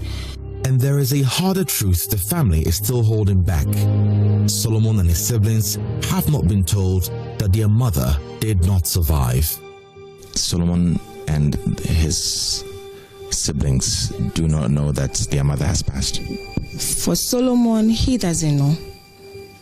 Initially, when that was on Thursday, he asked me, and I just told him that the mom is in another hospital in Accra. So to him, that is what he knows, that the mom is in a critical condition, just as he is, but in a hospital in Accra. So how was a building this community had flagged allowed to go up? The Municipal Chief Executive for Lankwantana Medina, Alhaji Ibrahim Fila, says the developer ignored repeated orders to stop. it's a fact. The developer refused to comply with some certain regulations due to the tragedy that happened. I also put in a call by getting the former engineer who was transferred from this assembly, I think about 6 months ago. So I called him and he came and asked him, what do you know about this structure? Because I normally go rounds with them, but perhaps it's not everywhere that you've been able to touch within this very 1 year. So he came and he updated me that yes, they've been there on several occasions. They even at a point in time pulled part of the structure down. So the man refused to listen. He only comply as and when they are in. But as soon as they leave, for instance, in a weekend like this, being Friday, Saturday, Sunday, then they will come and put up the structure. They will continue with a very full speed. The assembly says it has now begun prosecution, but the developer cannot be found. We have initiated the prosecutional processes. So he is currently being searched for. And if you've been to the house, he will not be in the house. In fact, since the Thursday, the police is still looking for him and is running away. A developer is on the run. A family is waiting on a letter to keep a boy in hospital. And children are yet to learn that their mother is no more. For the people of Adenta, the building has fallen, but the questions it left behind have not. Emmanuel Samani, Joy News, Adenta.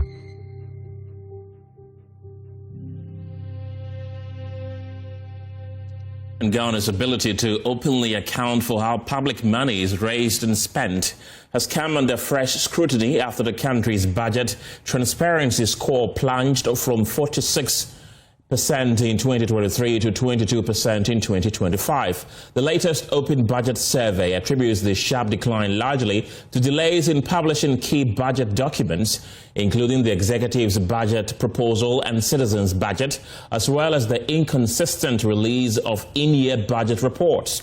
The findings place Ghana well below the sub-Saharan African average and raise concerns about citizens' ability to effectively monitor government spending and demand accountability. Data and research analyst are joining us. Anthony Menu, who is joining me on Zoom with the report. Tony, tell us about the report and what it found about Ghana. Yes, the report actually assessed countries using three main key indicators: the budget transparency, also the public participation, and the strength of parliamentary and audit oversight. For Ghana, what actually stood out was the fall in budget transparency from 46% in 2023 to 22% in 2025. If you look at the data, I mean, it is the lowest we've had since 2015. The report actually links this to delays in publishing some key documents like the executive budget proposals and also the citizen budget, as well as some inconsistency in the in-year reporting. It actually used over 109 indicators to measure how timely, complete, and also accessible 8 key budget documents are on a scale of 0 to 100, and a score of 61 and above is considered very adequately transparent. So if you look at the score that Ghana had, which is the 22%, it is largely inadequate. There were also some small gains elsewhere in terms of public participation. It rose from 17% to 22%, while oversight by Parliament and the Auditor General actually improved from 28% to 33%. However, the report is actually noting that citizen engagement in budget process remains largely limited here. Anthony Menu, thank you very much. Let's explore this further, and joining me on Zoom is Harriet Ajiman. She's the country director of Send Ghana. Harriet, welcome to the program. In particular terms, does Ghana's sharp drop in budget transparency mean for citizens and civil society groups trying to track public spending? Really, what does it mean? Well, it means that government is not providing adequate information to its citizens to be able to effectively engage with their government. It is not just about having the documents, but once government has signed on to the open budget survey, it means that we have to adhere to the basic standards of that. And it means we as a country must publish timely report, we must publish comprehensive report, and we have to ensure that that report is available as and when it's required, that is available for citizens' use. And so when the budget is read, the budget document must go online on the Ministry of Finance's website right after the budget is submitted to Parliament. And sometimes you realize that it is not there. It takes quite a number of weeks or days for the document to be uploaded. And once we have signed on to the survey, the date on which we upload that document is noted. And so it will be recorded against the country that we did not make available that document in good time. It also means that if citizens, civil society organizations, media, and ordinary citizens want to have that document at the very time that the minister is presenting to Parliament, or a few days afterwards, to be able to assess, to know whether the inputs they have made into that budget is reflecting, they do not have the information to tell.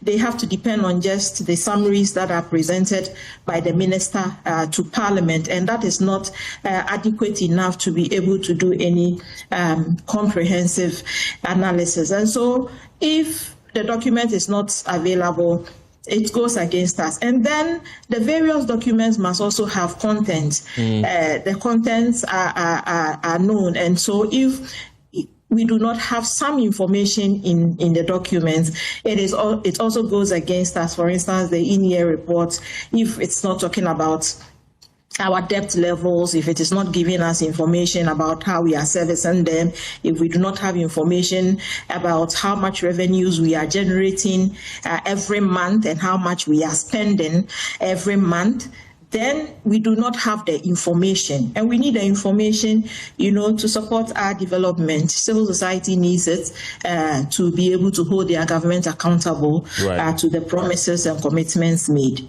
And the report also cites delay in publishing key budget documents. Is this simply an administrative lapse?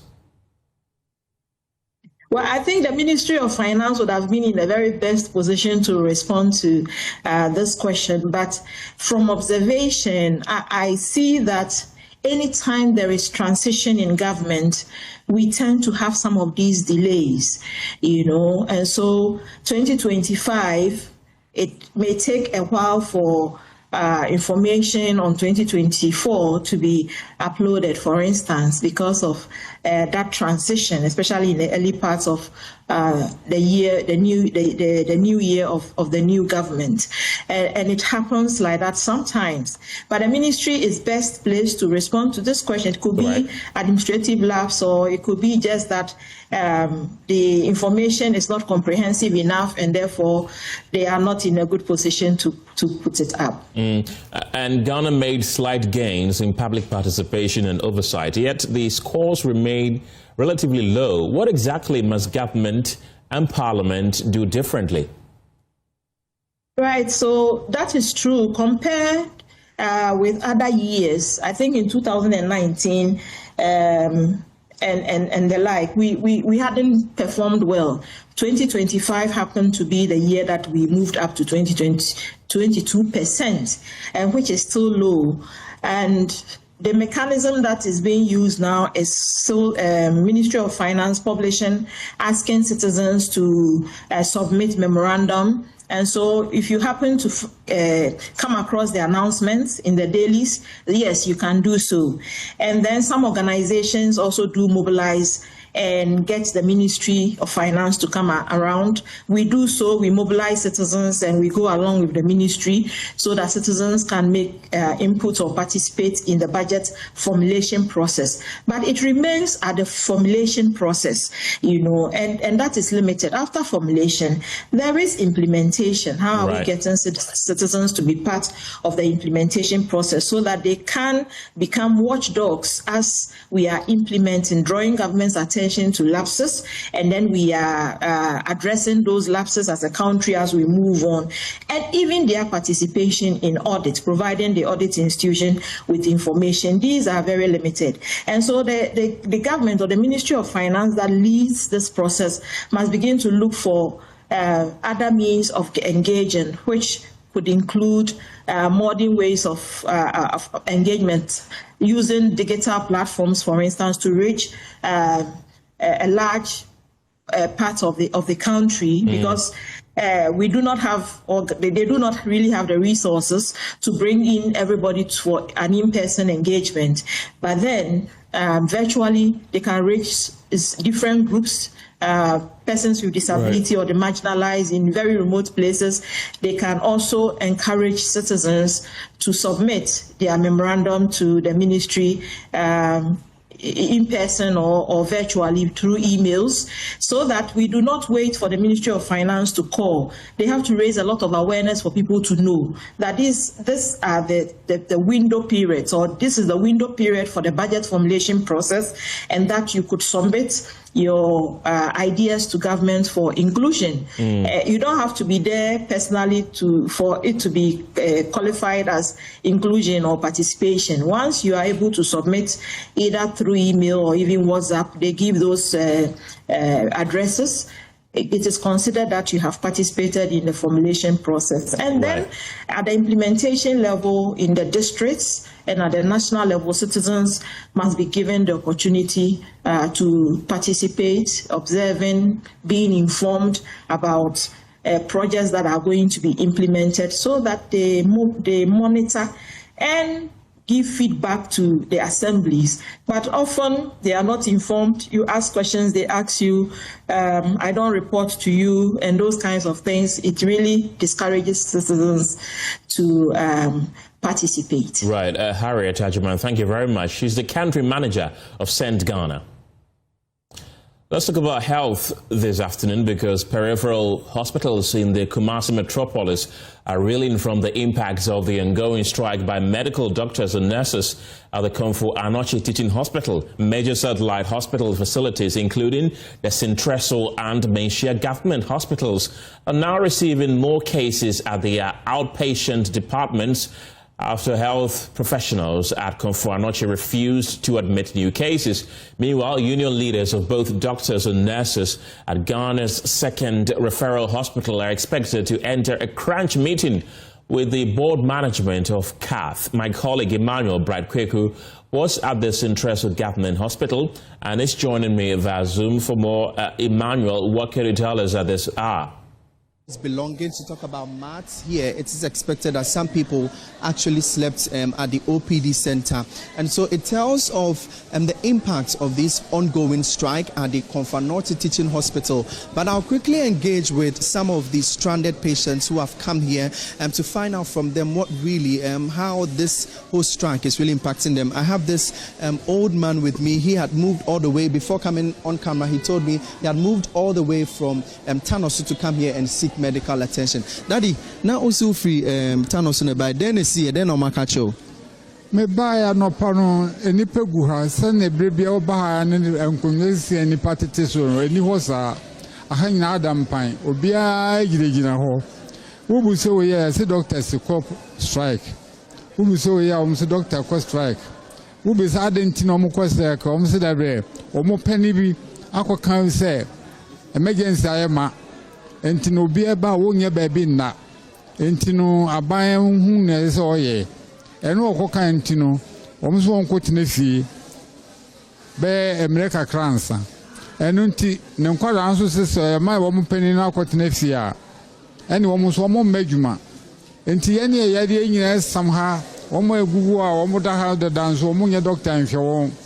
enti Mr. Doctor or is aban say enye yenti kura da say doctors ko strike anase bibisa wo breachire enti yesre no ade bia papa na ye bia no ama wo so nkotire fie na wo mo hwi asem no mu no wonya manen kana nkwara no emre dwuma mehwe yan yarefo wo mo hu ye mobo na daddy ankasa ba hasen ka obeye den ka obo me ba me hwa me ho yade den ye won tia oba ha bibia ye me nan ya me ntumi enti so me nan ya me ye enti na ma me ba e sisi ano be do be ko baby fufuro ana me nya baby fufuro nko wo be ko baby fufuro agi se private hospital me su minister me pensioner minister me de ko private hospital enti no gise me twan amomo ba ansa masanya ba endro na ense o na ense ye kwa me na no nya de se kuro ho na momentumi ntia so enti me gise me pepa le binom na eye me yi kakra ko fim so on beba and so that's an old man. He had come all the way from Tano, so he has been explaining to us that he had come here to seek medical care for his leg, and so he had a bit of pain, so he had come here to actually get some pain relievers to actually reduce whatever pain he may be going through. So I still quickly engage with a lot more of the stranded patients that are here. That the who saw bandage wahana then no more catch and no masho umpo. Me for dressing, but and then no anka Wednesday and anka muka say nka me doctor enye etinanka me fa say ya be find out say e be a doctor no ba for Wednesday. And some bars so I think say striking that so ma in the paper ni say to me crown me name say Wednesday na 17th on Monday date mam say me for doctor so say me name nti say obaye den wa ba obi ani hantu be den sisia ba kwa ba wo chana na say and then the my bed dressing 17th from Wednesday and on Monday say come me doctor. Okay, that's a pass so near Kasa. And so that's also one of the patients that have come here. Actually, he got attended by the staff here at the Akufo-Addo Teaching Hospital. So just as you can see, we are having some of the patients or some people actually occupying this place. As you can see right behind me, that's a woman on the floor. They have actually laid mats. It's expected that perhaps he could be a relative of maybe one of the admitted patients here. We'll see if we can engage him, but this is actually the situation here at the outpatient department of the Akufo-Addo Teaching Hospital. Ideally, when you come here, you should expect that they have mounted or erected some pews, that's chairs or even anything for people to sit around. You have the doctors or the nurses at this particular side where the table is for them to receive the cases that will be coming to this particular department. But unfortunately today that is not the case. As we came here, we've not cited anything like that. As the camera is giving you in a shot, we've not cited anything like that. So it's quite difficult for quite a number of the people who have actually come here to the Akufo-Addo Teaching Hospital to seek medical care in terms of all the strike ongoing. We understand that there is a crunch meeting that will be ongoing at the Akufo-Addo Teaching Hospital between the doctors and also the board management to find or bring finality to this matter. But as we speak now, we have not heard from them officially to really know what is the outcome, whether they're going to call up the strike or not. But this currently is the case here at the Akufo-Addo Teaching Hospital. And let me see if I can speak with a lot more of the people here and find out what they came to do here. Ma, good morning, good afternoon. Patronette is saying. Na ma me oba ha be ye den na den na o maka cho e ba o say no more strike ana. E kan say ya hwe. O say dey. Ya hwe. O ma hwe mo. Na o fi fa ne bai. Fi Junction. Junction. E wa hi. Obuasi Nkwanta. Obuasi Nkwanta, Obuasi Junction, Kunka Junction. Nti ufi Obuasi ne bai nti si aba o ma metu o mu yi. Fodu. Nkwanta wa na mefaka ba. Na oba ye no den no maka che wa na den mpo na nka wo be ye wa ha o maka che doctor. Ana ya lefo nse ya hwe. Ana meti he. Ti si aba ye den obekọ Obuasi ana aba ye den. Me nyuru Obuasi Junction ho na. Junction ho na. Tu ba ye den, o ba ye den. Masa ko bofu. Nti na obekọ. Nsi enti nsi ato ye nako. Ati na ye nako. Ochana was abana on Babium. Echina de Messati Yaka Bana Masada Qua, Sikana, one ham, answer. And this amethyst Mamba. Now, we are in a dainty, and who said who he has also in your doctor, Wana? Yariano, say who he has also in your doctor. Dr. Antimasako. It does so. And so that's also another stranded old lady here. She says she had come all the way from somewhere around Obuasi to seek medical care, but unfortunately, she came and did not meet any of the doctors or nurses to attend to him. Now, the mama is finding out, Mommy was so free. Obuasi chuho baby neighbor. Now, also free him for neighbor Nadena or Makacho so far. All right, I'm coming from Akufo-Addo. So far, when I came, I was not attended to. I knew that it could be 50-50. So I came to try whether I could be attended to or not. So I went to the ENT department, and I was told that they were all on strike. And for that matter, I was not attended to, so I'm waiting. I'm waiting because there's no sense that they might be coming back anytime soon. Or I'm not saying that I'm waiting for today, but I'll be listening to news. So when I hear that they have resumed, then I'll also come back. But where are you coming from? I'm coming from Akufo-Addo, Ebuakwa area. That's where I'm coming from. Why didn't you go to any hospital around that area, but you came here? I've been to South Central Hospital, Kumasi South Hospital, Agogo, Atonso Agogo. I have been referred to Akufo-Addo. So today I came to be attended to, but... So will you go back to Agogo Hospital because they referred you here? No, I'm not going back because they have said that they don't have the specialists to attend to me. So I'm here to be attended to. So I'm sure that this is the place that I can find a specialist to attend to my problem. So today I will be going back to where I came from, but when I hear that they are back, I'll also be here. So thank you very much for speaking with that. And so that's also another stranded. He had actually been referred from the Kumasi South Hospital to the Akufo-Addo Teaching Hospital, and he has come around to meet a specialist, he's told, but unfortunately. And so because of the situation here, it is finding a lot of pressure on the peripheral hospitals. We have been to the Suntreso Government Hospital where there was quite a queue there for the doctors to attend to the patients that are there. The Mencia Government Hospital is also having a bit of or reeling from this impact currently here at the Akufo-Addo Teaching Hospital. And so it's all difficult for a majority of them. You can see some of them are lying on the ground. We'll see if and tomorrow, and then it's time and I'll buy. Me buy and then now. Nah, ya ba hanum sen. Ya ho na ya ba. Ya de da bontene. Ade ba kwa ya me ya kra ne se. Sa krina. Bibi da ha na. Papa na da ha. Okay, na momo sha. Ana ya sha na wa ha. Ba mo sha no. Mpa sha mo sha na ade ba kwa ya me ya sa mo hwe toilet and bath. Okay, sure, no problem, Matthias. All right, sure. But also almost only panic, and other out here, also ideally has an outpatient for Nawaha. Nada na better now. You need to buy them into your abontin so by any maintenance and Tina may a better and so it's here. You're quite abontin.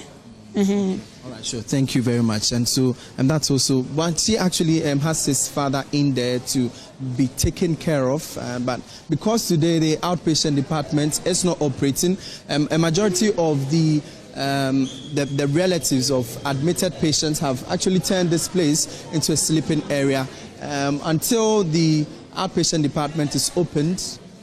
This is what will be the situation here at the Akufo-Addo Teaching Hospital. So over to you in the studio. My name is Emmanuel. Right quick. A group of NDC supporters has warned that the reported replacement of National Anti-Illegal Mining Operations Secretariat Operations Director Colonel Dominic Boa could undermine Ghana's fight against illegal mining. Speaking on behalf of the group, Ebenezer Sape-Intre argued that Colonel Boa has made significant progress in tackling galamsey and improving conditions around some affected water bodies. He urged President John Mahama to reconsider any move to replace the 9 months of boss, insisting that changing the leadership could disrupt ongoing efforts against illegal mining. In support of what the 9 months are doing in fighting what illegal menace in our country. And as we are aware, Colonel Boa being their leader is doing a young man job, and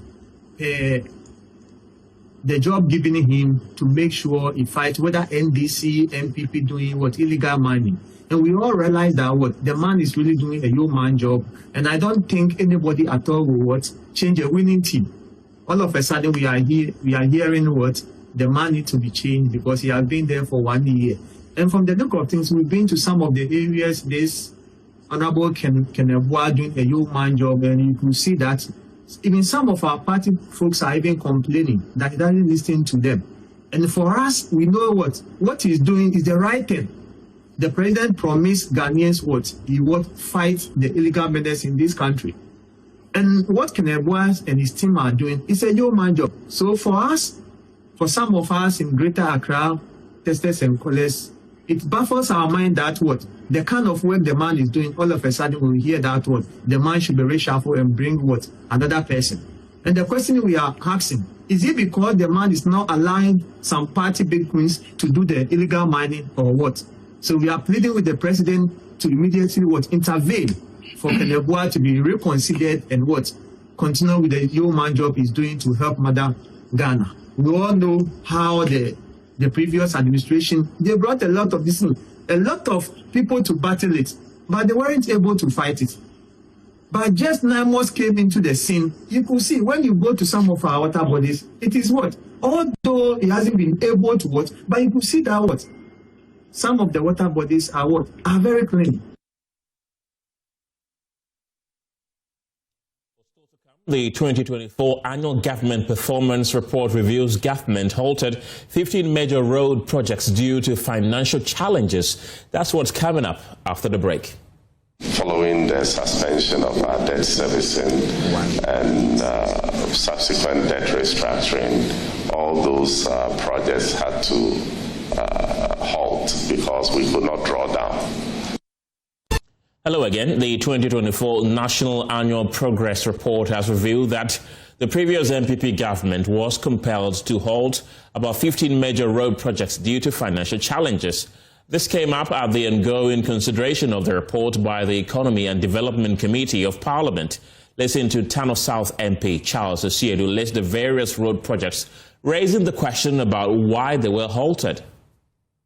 To page 186, table 3.1 of their report, which indicates that 15 major projects were halted as a result of bilateral creditor debt restructuring. Chairman, with your permission, I would want to run through these 15 projects. Construction of 14 pedestrian bridges, commercial roads and drainage extension project, construction of the Tema Aflao Road Project Phase 1, Power Grant Interchange and Secondary and Takrade Township Phase 1, Eastern Corridor Road Lot 1, new bridge across the Volta River, Accra Intelligent Traffic Management Project, La Beach Road and Traffic Management, rehabilitation of Dome Ketasi Road Project, 50 number composite bridges and related civil works, Obechebi Lamte Interchange Phase 2, Bogatanga Boko Polimakom Road Project, Kumasi Inner City Roads, PTC Runabout Interchange Project, Takrade, Sunyani Inner City Roads, and design, fabrication, and supply of 89 clear span 2-lane rapid response project. Chairman, respectfully, I would want to ask to know the current status of these projects and what measures are being taken to see its facilitation to resumption and completion of these projects. Meanwhile, the MP for Legichukuku, Benjamin Ayiku Nate, also raised questions about the former government's over expenditure of the election year budget. 15, section 2, 1, 2, 3 Table 210. The report indicates that the domestically financed capital expenditure fell short of its revised budget target by 3.3 billion Ghana cedis. What factors contributed to? So the question is, what factors contributed to this underperformance, and what measures are being? So you want the factors that contributed to that? Okay. Domestically. Then let's deal with this trade and we continue. For years, getting to school was a daily struggle for teachers posted to Kupeliga DA Basic School in the Talensi district. With no decent place to stay in the community, many traveled more than 35 kilometers each day just to teach. But today, there are signs of change after Joy News highlighted the plight. The Church of Jesus Christ of Latter-day Saints has constructed and handed over a fully furnished 10-bedroom teachers' accommodation facility to the school. Emmanuel Jivenu has more in our continuing series, Crumbling Start, Season 2.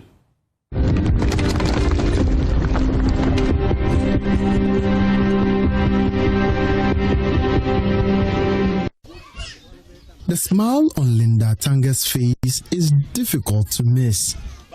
As she walks into her classroom, she steals a glance at the new teacher's accommodation rising beside the school. Good morning. It is a sight she has waited for years to see. So I'm very, very excited. Now I think I want to live in Kupeliga for another 2 more years. Yes. For 4 years, she has taught at Kupeliga DA Basic School, watching teachers struggle with accommodation and long commutes.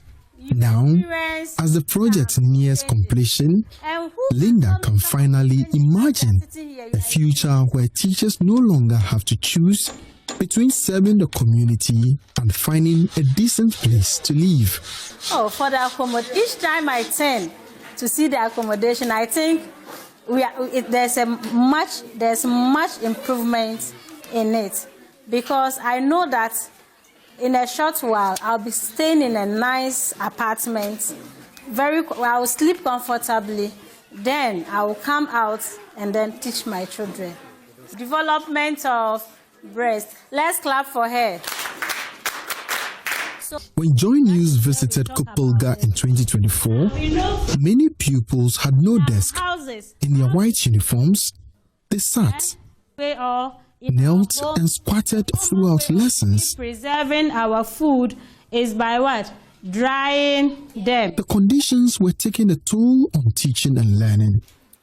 Today, many of those pupils are sitting behind desks.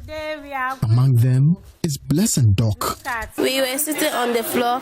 Our uniform always dirty every day. Our uniform was very dirty whenever we sit on the floor. But now we have finishers to sit on. We feel very happy to sit on finishers, and our teachers are also having quarters to live.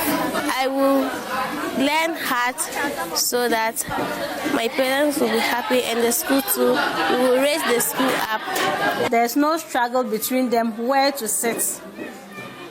Then secondly, they are always willing to contribute because they are not stressed out. Their mind is already prepared for learning. And you know, when a child sits comfortably, what is left is for their brain to open, to listen to what the teacher is saying, and also contribute to what the teacher has to give to them. Teacher accommodation was almost non-existent, forcing some teachers to commute long distances each day, while others avoided posting altogether.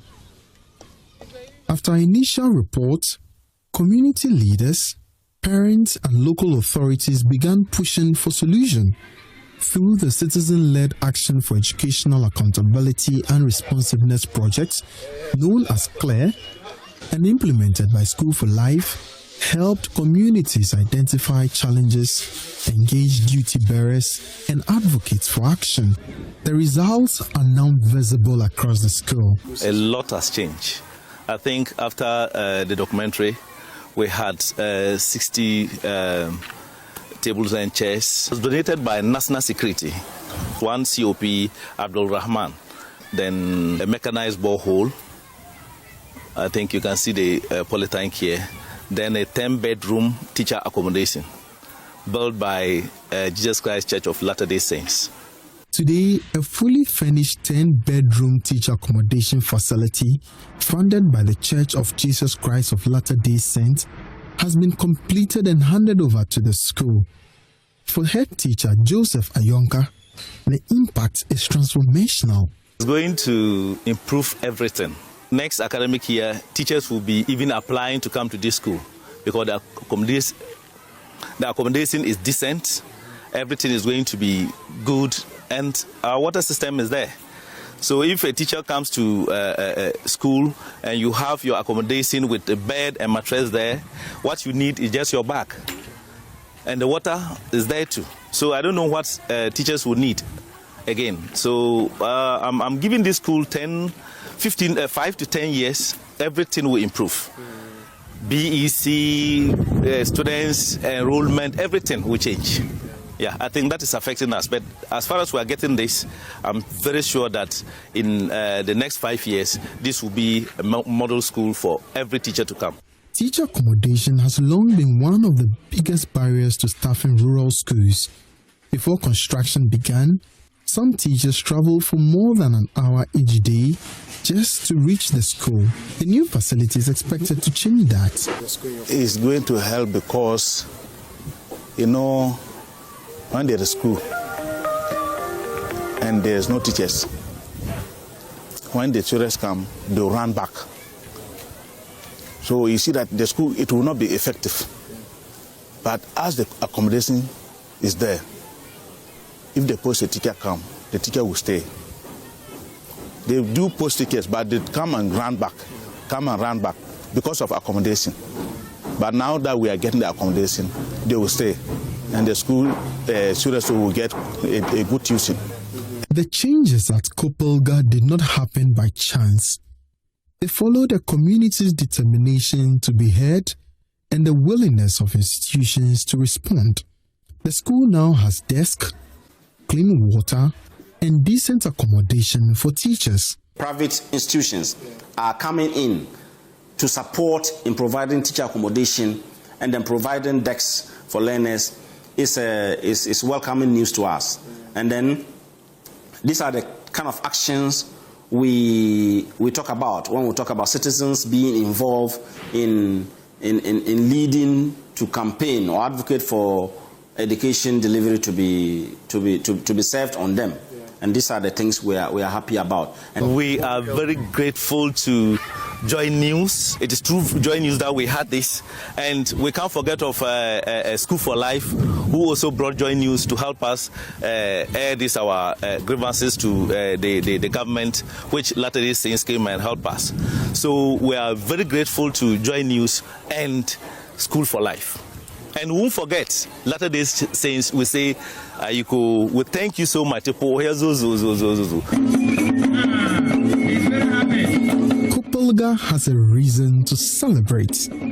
Children who once sat on the floor now learn behind desks. Teachers who struggle to find accommodation now have a place to call home. And a community that refused to accept the status quo is beginning to see the results of its persistence. Emmanuel Jivanu, Joy News, Kopelga, Talensi District, Upper East Region.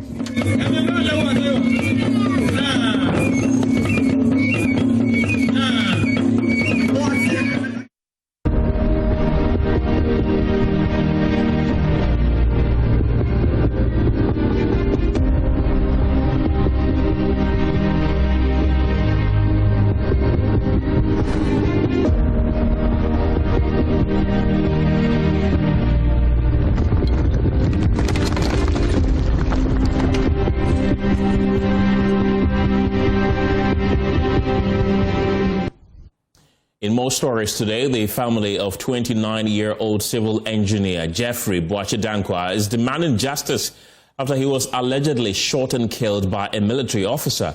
A group of family members led by the deceased sister, Gifty Sewa, gathered at the Akropon District Court on Monday as the suspect, Private Insako Christopher Inchinchini, made his second court appearance. The family members told Joy News they hope the court's final judgment will serve as a deterrent to security personnel in the discharge of their duties. Emmanuel or Nana Yao Jima has more in this report. Police officers at the court had to calm residents who expressed anger towards the accused. The shooting occurred weeks ago at the Ghana Armed Forces Central Command headquarters in Kumasi following a misunderstanding between Private Inchinchi and Dankwa. Prosecutors told the court that the confrontation escalated and the accused allegedly fired a round from an M16 rifle at close range. The bullet struck Dankwa in the chest and exited through the back, resulting in his death. The prosecution said investigations are at an advanced stage, but military authorities are yet to produce the rifle allegedly used, despite a previous court order. Gifty Sewa is a relative of the deceased. Is it a justice? All we need is justice. Our relative isn't a foul. You can't kill him like that. You can't tell me you killed him for coming to the military barracks. The court must give us justice.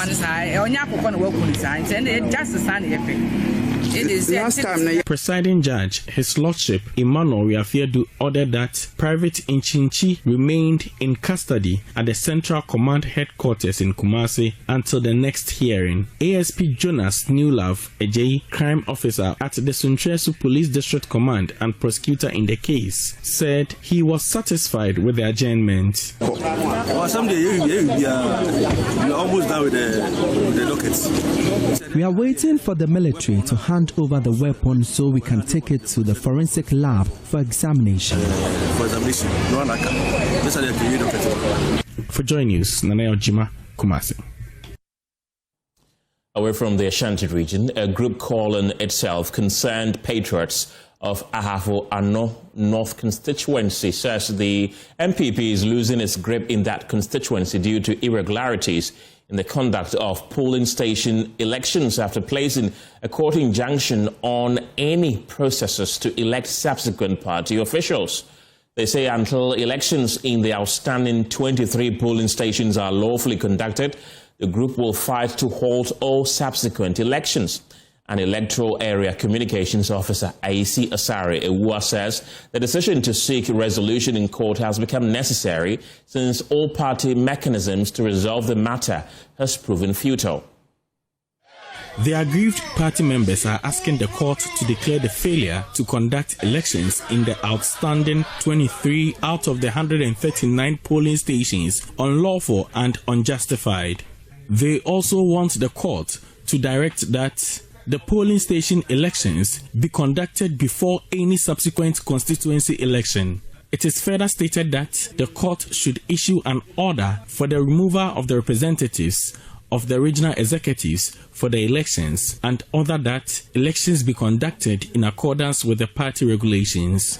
According to the group, some persons affected by the disregard for the party's election regulations have defected to other political parties. Isaac Aisi Asari speaks for the group. Yeah, it has caused a lot of disaffection because there have been a lot of people who are going out of the party because of the procedures that were used to elect polling station officers. They feel cheated and embarrassed in a way, so they are almost going out of the party. We have a lot of people that are currently leaving the party. I can cite an example of Assembly member for Chichiwere. He's now joined UP, or the base rather. Yes, he said due to the circumstances surrounding his election, he has now defected to the base. At a press conference, the Patriots indicated that some guidelines for the conduct of the elections were breached. They accused the constituency executives and the representative of the regional executives of ignoring the vetting process and the notice of poll for the election. According to the group, the anomalies were reported to the elections committee, which they ignored. And there's a need for the leadership of the party to come to our rescue and rescue the party from individualism, nepotism, and favoritism, which is being done by our current Member of Parliament. Already, a petition to the constituency, regional and national executives of the party is yet to receive any attention.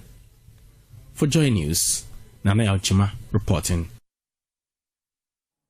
A 3-day free medical outreach organized by the Haven of Love Children's Foundation, led by former Joy News Impact Makers honoree Samuel Girako, has uncovered several cases of cervical cancer, breast anomalies, and high blood pressure among residents of rural communities in the Upper East region. The following report has more. The 3-day medical outreach was conducted in Sanlerigu in the Nabdam district and Benaba in the Boko West district here in the Upper East region. A total of 600 people benefited from free cervical cancer screening, breast examinations, blood pressure checks, body mass index assessments, and skin disease screening. The exercise conducted by the Haven of Love Children's Foundation identified 7 cervical cancer cases, 20 suspected breast lump cases, and 46 cases of high blood pressure, while 15 people, including children, received dermatological care. Founder of the Haven of Love Children's Foundation, Samuel Girako, a 2024 Joy News Impact Makers Awards honoree for health and social welfare, said the exercise also revealed a worrying trend of high blood pressure among the young people screened. We've seen almost 10 positive cases so far for the cervical cancer and a few breast cancer challenges, which we refer to the regional hospital for mammogram. A lot of challenges we've noticed is that the people here have high BP cases, and we have realized that it's the reason why many people are collapsing. And it's alarming that even young people have BP cases. We saw a lot yesterday, and without this screening, we wouldn't have known. He appealed to individuals, organizations, and corporate bodies to support the foundation's work, explaining that its activities are focused primarily on underserved rural communities. We want to use this opportunity to appeal to the well-meaningful public to come to our aid and support us, because our outreaches are rural-based centered. We are just young people, young youths who are fusing patriotism and the love of Christ, sacrificing to help individuals in the rural community. And even in the urban areas like Accra, Kumasi, and Takrady, there are a lot of people who are enlightened do not go to the hospital to get checked. Now, just oppose that to our people in the rural communities here, where the doctor-to-patient ratio is 1:30,000, 2:30,000. So a lot of people do not go to check. According to healthcare professionals who participated in the exercise, many women in the communities had little or no knowledge about cervical cancer, despite the disease posing a significant threat to their health. We put a very big smile on the people of Boko West and Nabdan district, because most of the women, they're not even aware of this breast cancer and cervical cancer, and it's killing our women silently. So when we got there, they were happy to come out and do the screening, because we all know that cervical and breast cancer is preventable and is treatable when it's detected very early. So I am using this platform to appeal to individuals, to appeal to any organization, those that can support, because in the screening, we are using cotton wool swabs. We use disposable speculums to do it with vinegar, and it's very expensive. Beneficiaries of the outreach expressed appreciation to the organizers, describing the exercise as timely and beneficial. The breast cancer screening, I've never had it before in my entire life, but today is my first time, so I was a bit terrified, but it was just something like normal, that every lady or every girl can do it in the house. I think every girl or every woman, if you have heard about this opportunity, you please try your best and participate. The Haven of Love Children's Foundation says it intends to continue organizing similar outreach programs to improve access to health care and promote early detection of diseases in rural communities, especially in the Upper East region. Reporting for Joy News, Albert Sorry, Benaba. The Dean of the University of Health and Allied Sciences School of Medicine, Professor Yao Asante-Awuku, has called for a paradigm shift in how medical doctors are trained to improve healthcare delivery in Ghana. The 8th inaugural lecture at the University of Health and Allied Sciences marked a significant milestone in Professor Appiagyei-Awuku's career, acknowledging his extensive contributions to clinical education and healthcare. Professor Awuku joined UHAS in 2019 from the University of Cape Coast, where he held various roles and contributed actively to the training of health professionals. He has authored about 90 publications, amassing 3,385 citations, and is recognized for promoting public awareness on hepatitis and health issues, serving as Vice President of the Hepatitis Society of Ghana. During his lecture themed From Bedside to Academia, a clinical scholar's role in advancing medical education and gastroenterology practice, Professor Awuku proposed adopting a new approach to medical training. First, I believe that the future lies in integration. We need to integrate clinical wisdom with academic frameworks. We need to integrate local insights with global knowledge. We need to integrate science with empathy. I also believe that it requires innovation. We need to use digital tools for teaching, including GI endoscopy. We need to have curriculum co-creation with students. We need to have a multidisciplinary team-based care models in this era. And I also believe that it must be driven by inspiration. He also suggested starting a project called Future Proofing Healthcare System in Ghana to tackle challenges related to access and sustainability within the country's healthcare system. I am proposing that we work on a project with a theme, Future Proofing Healthcare System in Ghana, with the aim of developing what is called the Ghana Health Sustainability Index using our own indices or priority areas. I'm also asking that we create a dashboard, or this opportunity will create a dashboard of key health indices or priorities for the 16 regions in the country. And we can have a quarterly or yearly review of this and see where the gaps are so we can actually address it. The inaugural lecture was attended by members of the UHAS community, academia, government and public officials, as well as friends and family of Professor Yao Asante Awuku. Fred Kwame Asari, Joy News, Sokode, Etui.